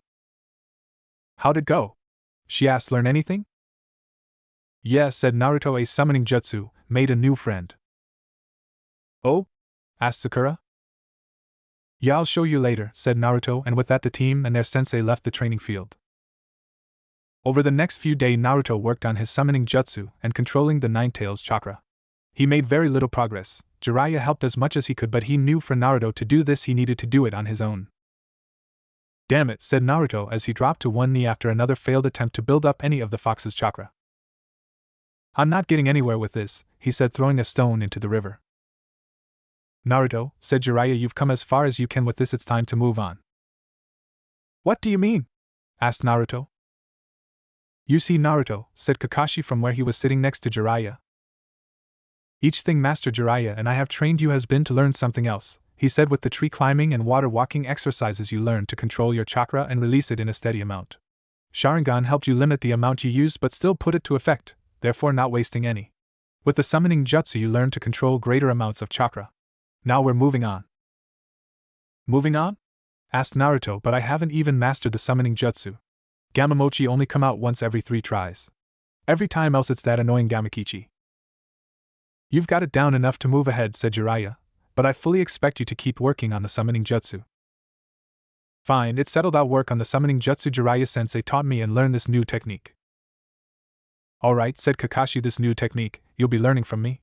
We have 2 weeks. Say goodbye to the others, you won't be seeing them for a while. What? Said Sakura. What do you mean, Kakashi-sensei? Naruto needs to focus on his training, said Kakashi. He needs to be away from her. He and I are going into the mountains. We'll be back in time for the finals. Sakura hugged Naruto, letting out a small whimper. Do your best, okay? She whispered. I'll be waiting for you. Come back stronger, okay? Naruto gave her a small smile. It's a promise, he said.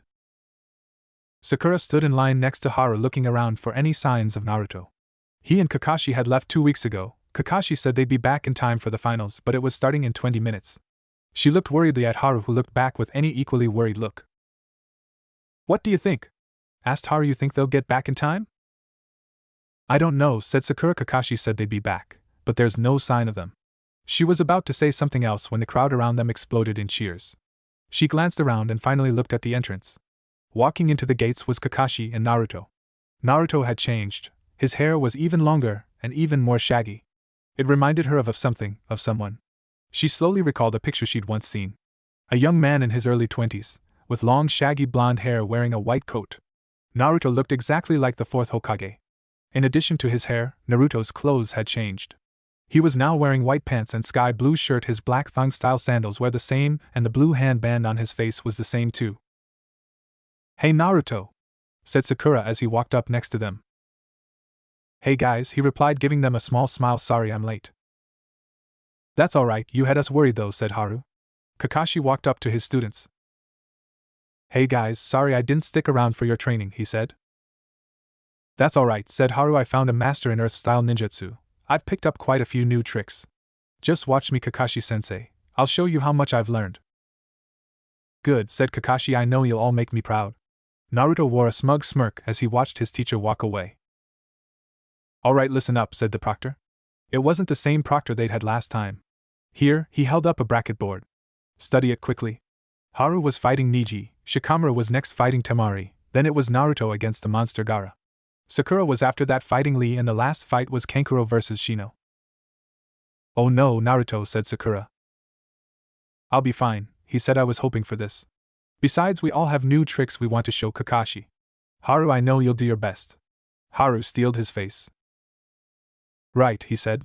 While Haru and his opponent remained in the grounds, Naruto, Sakura and the rest of the finalists went into the stands to watch the fight.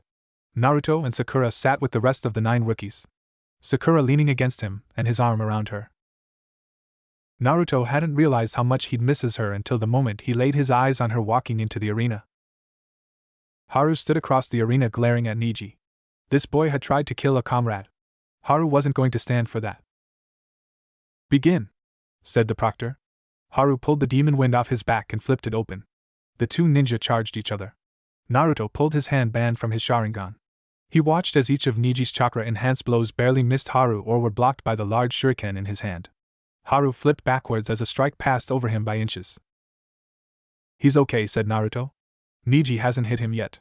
Sakura let out a sigh of relief as the 2 fought up and down the arena. He's gotten a lot better, pointed out Sakura. He has, said Naruto, but all he can do right now is dodge. With Neji's ability to drive chakra into his body, if Haru take one direct hit, he's finished. Haru spun under an open palm strike for Neji and passed the shuriken in his hand across Neji's leg. Neji stumbled, but... I'm impressed, he said. It's been a long time since I was cut. Haru said nothing as he drew back his arm and hurled the shuriken and flashed through hand signs. Neji dodged the shuriken easily and came up changing. Earth-style, stone shuriken, yelled Haru. Thousands of square floating rocks rose into the air surrounding Neji. It's over, said Naruto. The first shuriken hit Neji and stopped dead. What? Exclaimed Naruto. Neji began to spin at a high speed, surrounding himself in a dome of chakra. What was that? He asked. Rotation, said Tenten to his left. Normally ninja can send bursts of chakra from certain point in their body. Their hands, feet mostly. Niji, however, can expel chakra from all over his body. Then he spins at a high speed, making any attack launched against him rendered completely useless. Haru's going to have a tough time getting through that, said Sakura. Remember what Kakashi-sensei says, said Naruto. Even though we're not on the battlefield with him, our teamwork will make him stronger. Have faith in each other, and we will grow stronger as a team and as individuals. Behind Naruto, Kakashi wore a proud smile. There was hope for Naruto yet. Haru's breath was heavy. He'd poured a lot of chakra into that jutsu. It was his second best technique. He was sure he had Niji. Niji's smirk widened. Did you seriously think it would be that easy? He taunted. Haru snatched the demon wind out of the air as it returned, collapsed it, and sheathed it. He glared into Niji's eyes, the veins surrounding them engorged due to the massive amounts of chakra being pumped through them. Face it, said Niji, your fate has already been decided. It was your destiny to lose today. It was decided the very moment I became your opponent. I for one believe we make our own destiny, said Haru. Just accept it, said Niji, you're a failure. You always have been, and you always will be. You're wrong, said Haru. Enough, said Niji, this ends now. Niji raced at Haru, a buried and open-palmed strike right into the middle of Haru's chest. Haru hit the ground hard. He lay there for a minute before climbing back to his feet. Still think you can change your destiny? Said Niji. Fine, I'll show you exactly what happens to those who go against fate. Niji crouched in a low stance. Gentle fist art, 8 trigrams, 64 palms. He charged Haru and stuck him with 2 sharp strikes with his index and middle fingers. 2 palms. He hit his with 2 more 4 palms. 8 palms. 16 palms. 32 palms. 64 palms. Each strike hit Haru directly. Haru stumbled back, clutching his chest. I have struck every single one of your chakra points, said Niji. This match is over. This time it was Haru's turn to smirk. He started flashing through hand signs. It's useless, yelled Niji as he charged. Earth style, 6 stone pillars, shouted Haru. 6 pillars of earth rose from the ground surrounding Niji tightly. He could barely move, then walls of stone extended out of them, attaching to the pillar next to it. Niji looked up to see Haru standing on one of the pillars, his arms crossed over his chest. But how? He asked. I blocked off your chakra. Earth began to fall from Haru's body. He encased himself in a layer of earth, said Sakura, amazed. You see, said Haru, you were so caught up in your preachings of destiny and focusing on my chakra points, you failed to notice that the last time I hit the ground I covered myself in a thin shell of earth. I knew it couldn't be too thick or those eye of yours would see it. But it was thick enough to guard against your attack. I know all about the Hyuga and their ability to stop the flow of chakra. This is my best technique. Stone spikes from each pillar and wall. I can put a ceiling on this thing too. You so much as move a muscle, these spikes will impale you from 12 different angels. Admit it, you've lost. Niji searched his surroundings looking for any possible means of escape. He quickly found that there was no means, and Haru was right. He'd lost. I yield, he said in a downcast voice. The winner is Haru Muri, said the proctor. The crowd erupted. Naruto and Sakura clapped as well. The pillars and walls sank into the ground, leaving Haru standing in front of Niji. Niji looked tired and ashamed. I guess it wasn't your destiny to lose here, said Niji, but mine. Haru clapped him on the shoulder. Niji said, causing the older to look at him. 4 months ago I never would have had even a prayer of beating you. I was weak and had no confidence in myself. But I learned, we can do anything we set our mind to, if we just believe. Naruto taught me that. Hey, and you should have an easier time of it than me. He let go and began to walk away as Niji stared confusedly at his back. After all, unlike me, he said and looked over his shoulder, you're not a failure. With that, Haru left the arena to join his team.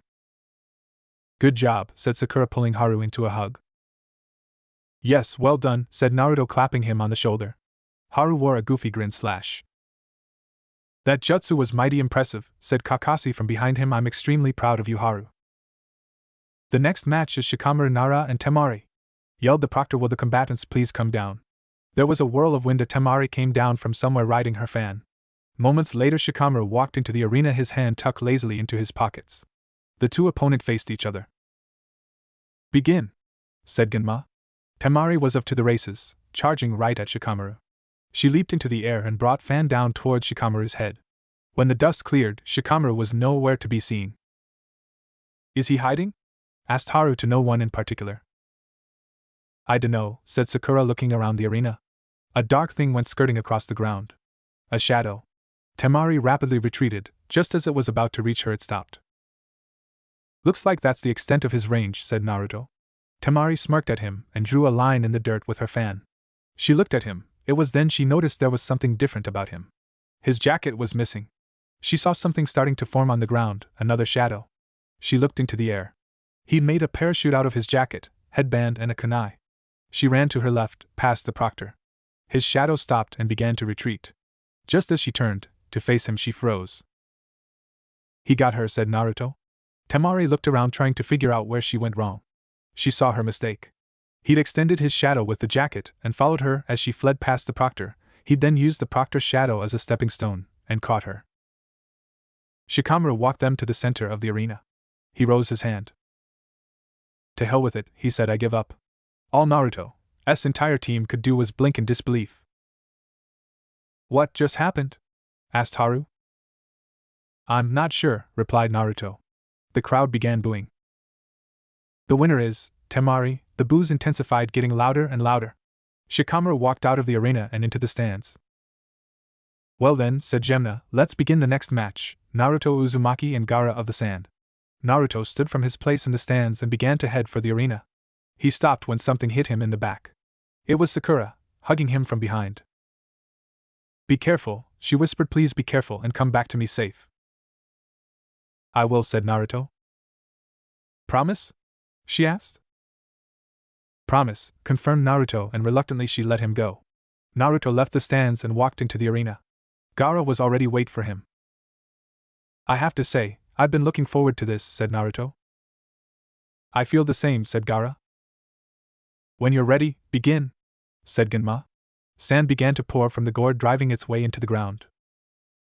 I see, thought Naruto, he's using the sand to create more sand for the earth itself. Naruto pulled his headband from his eye, the Sharingan locked in on Gaara, watching his every move. Soon Gaara was surrounded by a cloud of the sand from the earth. His own chakra-infused sand slipped back into the gourd. Perfect. Naruto flashed through a familiar set of hand signs. Fire style, fire ball jutsu, the jet of fire erupted from his mouth, engulfing the sand. As it died down, the crystallized sand crashed to the ground. Ah, ingenious, said Lee. In Naruto's abandoned spot, he turned the sand to glass with fire. Naruto raced at Gaara, the sand poured from the gourd and attacked Naruto. Naruto dodged through the clouds of shifting sand and then delivered a hard right side kick to Gaara's chest. The boy stumbled. It should have knocked him off his feet, but he seemed weighed down by something. Naruto flipped backwards and did a series of backhand springs to avoid the sand that was bearing down on him. He came a sliding stop and flashed through more hand signs. Fire style, Phoenix Flower Jutsu. The 20 fiery missiles raced at Gaara and crashed into his sand defenses. This sand, however, did not turn to glass. As I thought, that sand has so much of his chakra infused in it that it can't be turned to glass. He stood and ran at Gaara, hurling 8 shuriken at him before vanishing from view. He reappeared behind Gaara. The sand took kin of the shuriken. Gaara turned to face Naruto. Naruto delivered 8 punches in quick succession, each strike driving Gaara a bit further in the air. He ended the melee with a hard leaping spin kick that should have knocked him unconscious. Gaara hit the ground and was left back to his feet by his sand. When he looked back at Naruto, bit off his face seemed to be falling away. It was sand.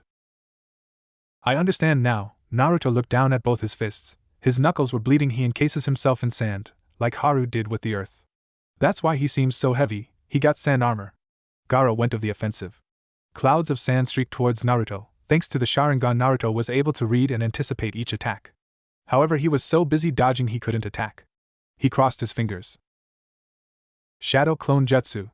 Another Naruto popped into existence and continued to dodge while the real Naruto vanished from sight.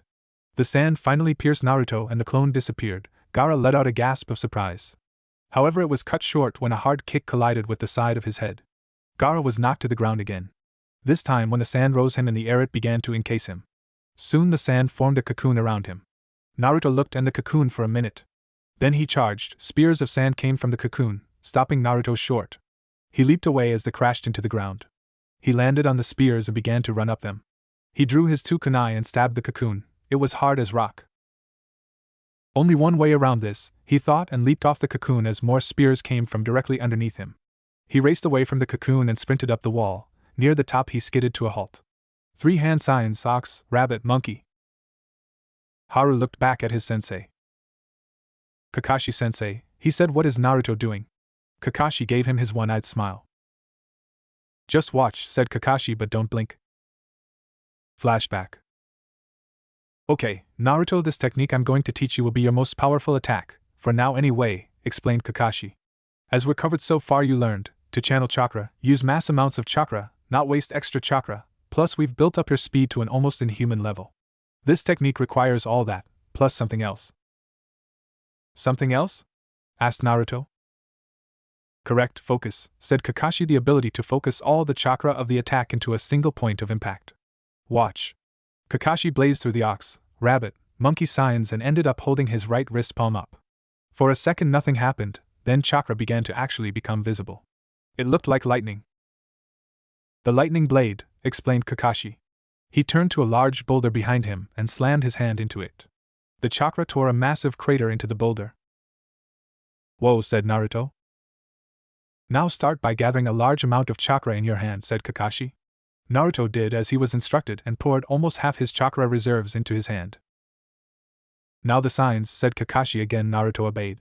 He held his right wrist, but unlike Kakashi, his palm was down. He felt a jolt of electricity arc between his thumb and middle finger, then the unexpected happened. The chakra that was just starting to take shape exploded. Naruto was knocked onto his back. Not enough focus, said Kakashi again. Naruto climbed to his feet, flashed through the signs and built up his chakra. More focus, said Kakashi. Concentrate. I am constant. Naruto was cut off by another explosion. Again he wounded you on his back. Damn it! He exclaimed, jumping to his feet. Kakashi opened his mouth to say something, but the look on Naruto's face told him Naruto was in grindstone mode. He would be out here for 4 days straight if that's what it took. Heaving a sigh, Kakashi settled against the boulder behind him to read, the sound of explosions and curses his only company. Naruto wiped the dripping sweat from his brow. He'd been at this for 3 days now, only sleeping when it was absolutely necessary. He did the ox, rabbit, monkey hand signs and built up his chakra in his hand. The electricity arced across his fingers. He focused on the center on his palm. Slow, the lightning grew and grew up until it covered his whole hand. Yes, he said and spun around and smashed his hand into the boulder next to the crater Kakashi had made 3.5 days earlier. The lightning dissipated, no crater, no nothing. It was like it had never been there in the first place. What the? He stared at his hand, confused. Looks like you've got the first step down, said Kakashi as he walked up the hill towards Naruto. But remember what I said? Focus at the point of impact. He placed his hand on the boulder. This is the point of impact. You have to transfer the energy in your hand to the face of the boulder, and do it without letting the lightning lose any potency or force. Right, said Naruto. He formed the seals and built the lightning in his hand. Then turned to the boulder and drove his hand at it. Halfway there the lightning fizzled out and Naruto hit the boulder with a curled fingered palm strike, and it didn't feel good. Keep the flow going and at the last minute add an extra burst of chakra and drive all the energy into the boulder, said Kakashi. Naruto nodded and tried again. The lightning hit the rock and made a tiny little nick. Damn it! Yelled Naruto. That was closer, said Kakashi. Well, you seem to have the general idea. Dinner is at 7 if you're hungry. And with that the copy ninja walked back down the hill toward the little inn he and his student were staying in. Yeah, thanks a lot, muttered Naruto. He tried again and again, but even time he tried he failed. One time the nick would get bigger, then the next time, it wouldn't work at all. For 5 days he tried. Naruto sat on the ground gasping for breath. He was exhausted, more than exhausted. Sweat poured off his body, pooling on the ground. I need a bigger burst of chakra, he said aloud. That's all I need. He leaped to his feet. Ox, rabbit, monkey. The lightning built up in his hand. He raced at the boulder and drove his hand at it. A split second before his hand hit the boulder, I pictured a blot of lightning shooting down his arm and out his palm. The jutsu hit the boulder. The rock resisted for a second and exploded. Yes, exclaimed Naruto. Good, now let's keep working on it, said Kakashi. End flashback. He gripped his wrist, palm down. Nothing happened for a second, then the lightning began arcing, the chirping ensued. Wow, said Haru, he's never done that before. It's amazing, his chakra is visible, said Sakura, but what is it, and what is the weird noise? It's a jab, said Guy from next to Kakashi, but this jab is unlike any other. Naruto held his right arm out to his side and sprinted down the wall. It's the only weapon in Kakashi's arsenal he didn't copy from someone else, said Guy. Naruto hit the ground running, racing at Gaara's cocoon. It's a technique solely bases on the user's speed and ability to focus his chakra at the point of impact, explained Guy. When these two components, speed and focus, reach a certain level, the chakra becomes visible and give off the distinct noise you hear, like birds chirping. Naruto dodged through the sand spears, bringing his arm up in a cocked-like position. It is this sound that give the technique its name, said Guy. Naruto's hand hit the sand and drove through it. He hit something soft, driving partially through it. Chidori, said Guy. 1,000 birds, also known as lightning blade. Lightning blade? Questioned Haru. Why is that? It's got that name because Kakashi once used it to cut a bolt of lightning in half before it could touch the ground, answered Guy. The genin were speechless. Naruto gripped what he now knew was Gaara's shoulder. The sand began to pour away, revealing Gaara, his left shoulder torn to shreds. Damn, thought Naruto, I missed. He let go and leaped away when he saw the crazed look in Gaara's eye. Gaara's right hand gripped his left shoulder, and he pulled it away, looking at it in bewilderment. What is this? He mumbled, then realization seemed to hit him. Blood. It's my blood, he screamed. Naruto readied himself for an attack but faltered when he heard an explosion. He looked to his left where he knew the Hokage and Kazekage sat. The balcony was covered in smoke. Gaara's siblings and sensei joined him on the ground. Get Gaara out of here, said their sensei. The two obeyed immediately. Naruto faltered, unsure of what to do. He was joined by his own teacher and teammates, with Genma as well. Naruto, Haru, Sakura, said Kakashi, go after those three, stop them, kill them if you have to. But how? Asked Haru. We have no way of know which way they went. Kakashi pressed his kunai to his thumb. Summoning jutsu. He pulled his hand from the ground and there sat a pug-like dog. Pokken here will lead you. Right, said Naruto, lead the way, Pokken. You got it, replied the dog and leaped off the three genin hot on his heels. So you sand ninja broke the treaty, said Kakashi addressing the sand sensei, but I can't see the sand doing this on their own. Who's helping you? Or are you doing the helping? Don't know, said the sand sensei, and don't care, I already killed one of you. Figured I'd finish off the rest. So you're the one who killed Hate, said Kakashi. The former proctor's body had been found the night before on a rooftop in the eastern edge of the village. The punk you coughed all the time? Asked the sand ninja. Yeah, that was me.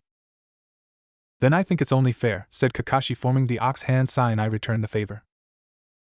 Naruto stretched his body flat as he leaped between two tree branches following Kakashi's dog, Pakken. The miniature pug had led them at a breakneck pace in pursuit of Gaara and his siblings, the result being that they were closing in on the trio fast. It was probably due to the older two sand ninja being slowed by dragging Gaara along with them. Naruto looked to his left and right at Sakura and Haru. Haru's face was a bit pale, having come out of a fight with Neji. His chakra was down below half, so the discolor in his face was understandable. Sakura on the other was looking just fine, a bit red from the insane pace Naruto and Pakken was setting, but other than that she was looking fine. Naruto glanced at their canine companion. He had to admit the animal had impressed him. Its ability to pick up Gaara's scent so quickly and then move this fast was defiantly something that they could use in the future. Pakken, hollered Naruto, how close would you say we are? The small pug looked over his shoulder. We should catch up to them in roughly 5 minutes, the pug announced. You better get yourself ready however you need to. Naruto nodded the pug before glancing at each of his teammates. Sakura steeled her resolve. Haru closed his eyes, focusing on replenishing as much of his chakra as possible. Naruto, on the other hand, began gathering his own chakra in his right arm, fingertip to shoulder joint, just like Kakashi had taught him. The maneuver he was about to attempt could give the jump on their opponents they needed. He flashed through his hand signs: ox, rabbit, monkey. It was tougher than he thought, charging up Chidori and running through the canopy off the vast forest surrounding the village. He stumbled once, nearly falling to the forest floor, but his quick reflexes enabled him to catch a lower branch and hurtle back into the canopy. Naruto, are you okay? Asked Sakura. Fine, came his short response. It hurt him to be so short and blunt with Sakura, but he had to focus on charging his attack. Look sharp, guys, said Pakken, we're almost there. Naruto put all but a small amount of focus into charging his move. Finally, when they nearly caught the sand ninja, the telltale noise of his Chidori began. He heard Sakura's sharp gasp, causing him to look back at them. I'm going to launch a surprise attack with my Chidori, he told them, causing them look at him in concern. It's the only way we can throw them off balance. Think about it, you know it's true. The other two members of Team 7 couldn't argue with his logic. Naruto led the charge of the three into a large clearing where the sand shinobi were resting. Sakura and Haru remained in the shadow of the trees while Naruto leaped into the open bearing down on the three wielding his Chidori. Flying through the air, Naruto zeroed in on Gaara and slammed the Chidori. The impact created a massive explosion and threw a huge dust cloud. When it settled, Gaara, Temari, and Kankuro all stood facing Naruto, who was standing in the middle of a crater. The three had managed to dodge it, barely. "Well, well," said Kankuro in a condescending tone, "if it isn't that kid with that crazy eye." "Shut up, Kankuro," said Gaara as he drew himself to full height. The wound in his shoulder was still bleeding, but he seemed to have gained most of his strength back. "Sure, Gaara," said Kankuro. "But really, kid, what do you intend to do, fight all three of us alone?" asked Temari. As soon as she finished her sentence, Sakura and Haru appeared on either side of Naruto. "We'll leave Gaara to you, Naruto," said Haru. "We'll handle the other two." "Oh really, you're gonna handle us?" asked Kankuro. "We'll see about that." The four shinobi leaped into the air, leaving Naruto and Gaara to square off against one another. The two shinobi stared at each other, Gaara crazed eyes boring into Naruto's mixed-matched eyes. Normally no one would dare meet the gaze of Sharingan. Gaara, however, was so far gone, Naruto's hypnotic eye had no effect on the crazed sand ninja. "So you choose to face me?" said Gaara in a low tone. "I will stop you," said Naruto. "I don't care if you do act like a demon, I have the real thing inside of me." "A demon inside of you, huh?" asked Gaara. "My demon is as real as yours is, and even now that demon seeks blood, it compels me, it cared for me when the rest of my village pushed me away. I was to be the Sand Village's ultimate weapon, and so when I was still in my mother womb my unborn self was fused with the Sand Sprite Shikaku. However, as my power grew, they all came to fear me and several attempts were made on my life. You see, I killed the woman who gave birth to me. I was born a monster, and I will kill you. That is my purpose, my reason for living lies solely in the killing of others." "I don't care if that's what you believe," said Naruto. "You will not harm the people of this village." "Very well, Naruto Uzumaki," said Gaara. "You are in my way, therefore you are my prey." With that, the sand carried in Gaara's gourds sprang forth at Naruto. Naruto back flipped out of his way as it slammed into where he was standing. While in the air, he flashed through his hand signs. Fire style, Great Fireball Jutsu. The massive fireball was the size of a small house and engulfed Gaara, setting the field ablaze. He landed and quickly pulled his kunai off his hips. As the large fireball dissipated, Gaara stood in the center, but he changed. His right arm had become a massive sword of claw. He'd used it as a shield and protected himself from Naruto's attack. Naruto wasted no time in charging his opponent. Gaara attacked with his massive arm, driving Naruto several feet back, where he rolled across the ground several times. He came with more hand signs. Fire style, Phoenix Flower Jutsu. The 15-minute fireballs raced at Gaara, hiding him from all angles. Gaara again blocked with his arm. Damn it, he thought jutsu of this level aren't working, I'm gonna have to hit him with Chidori, but... Flashback. Naruto gasped and panted as her stared at the rock in front of him, filed with 3 small craters. "Not bad," praised Kakashi. "Looks like with all your other jutsu you can still use the Chidori 3 times. Naruto looked at the rock and glared. "Hey, don't get like that," said Kakashi. "It's only because the rest of your chakra is suppressing the influence of the 9 tails, and as you get stronger you'll be able to use it even more." "What would happen if I tried to use it more than 3 times?" asked Naruto. Kakashi cocked his head to the side. "Well, not only would it not work," said Kakashi, "the chakra used to suppress the 9 tails would rush to fill the void, and you would unleash its power. All in all, very bad things." End flashback.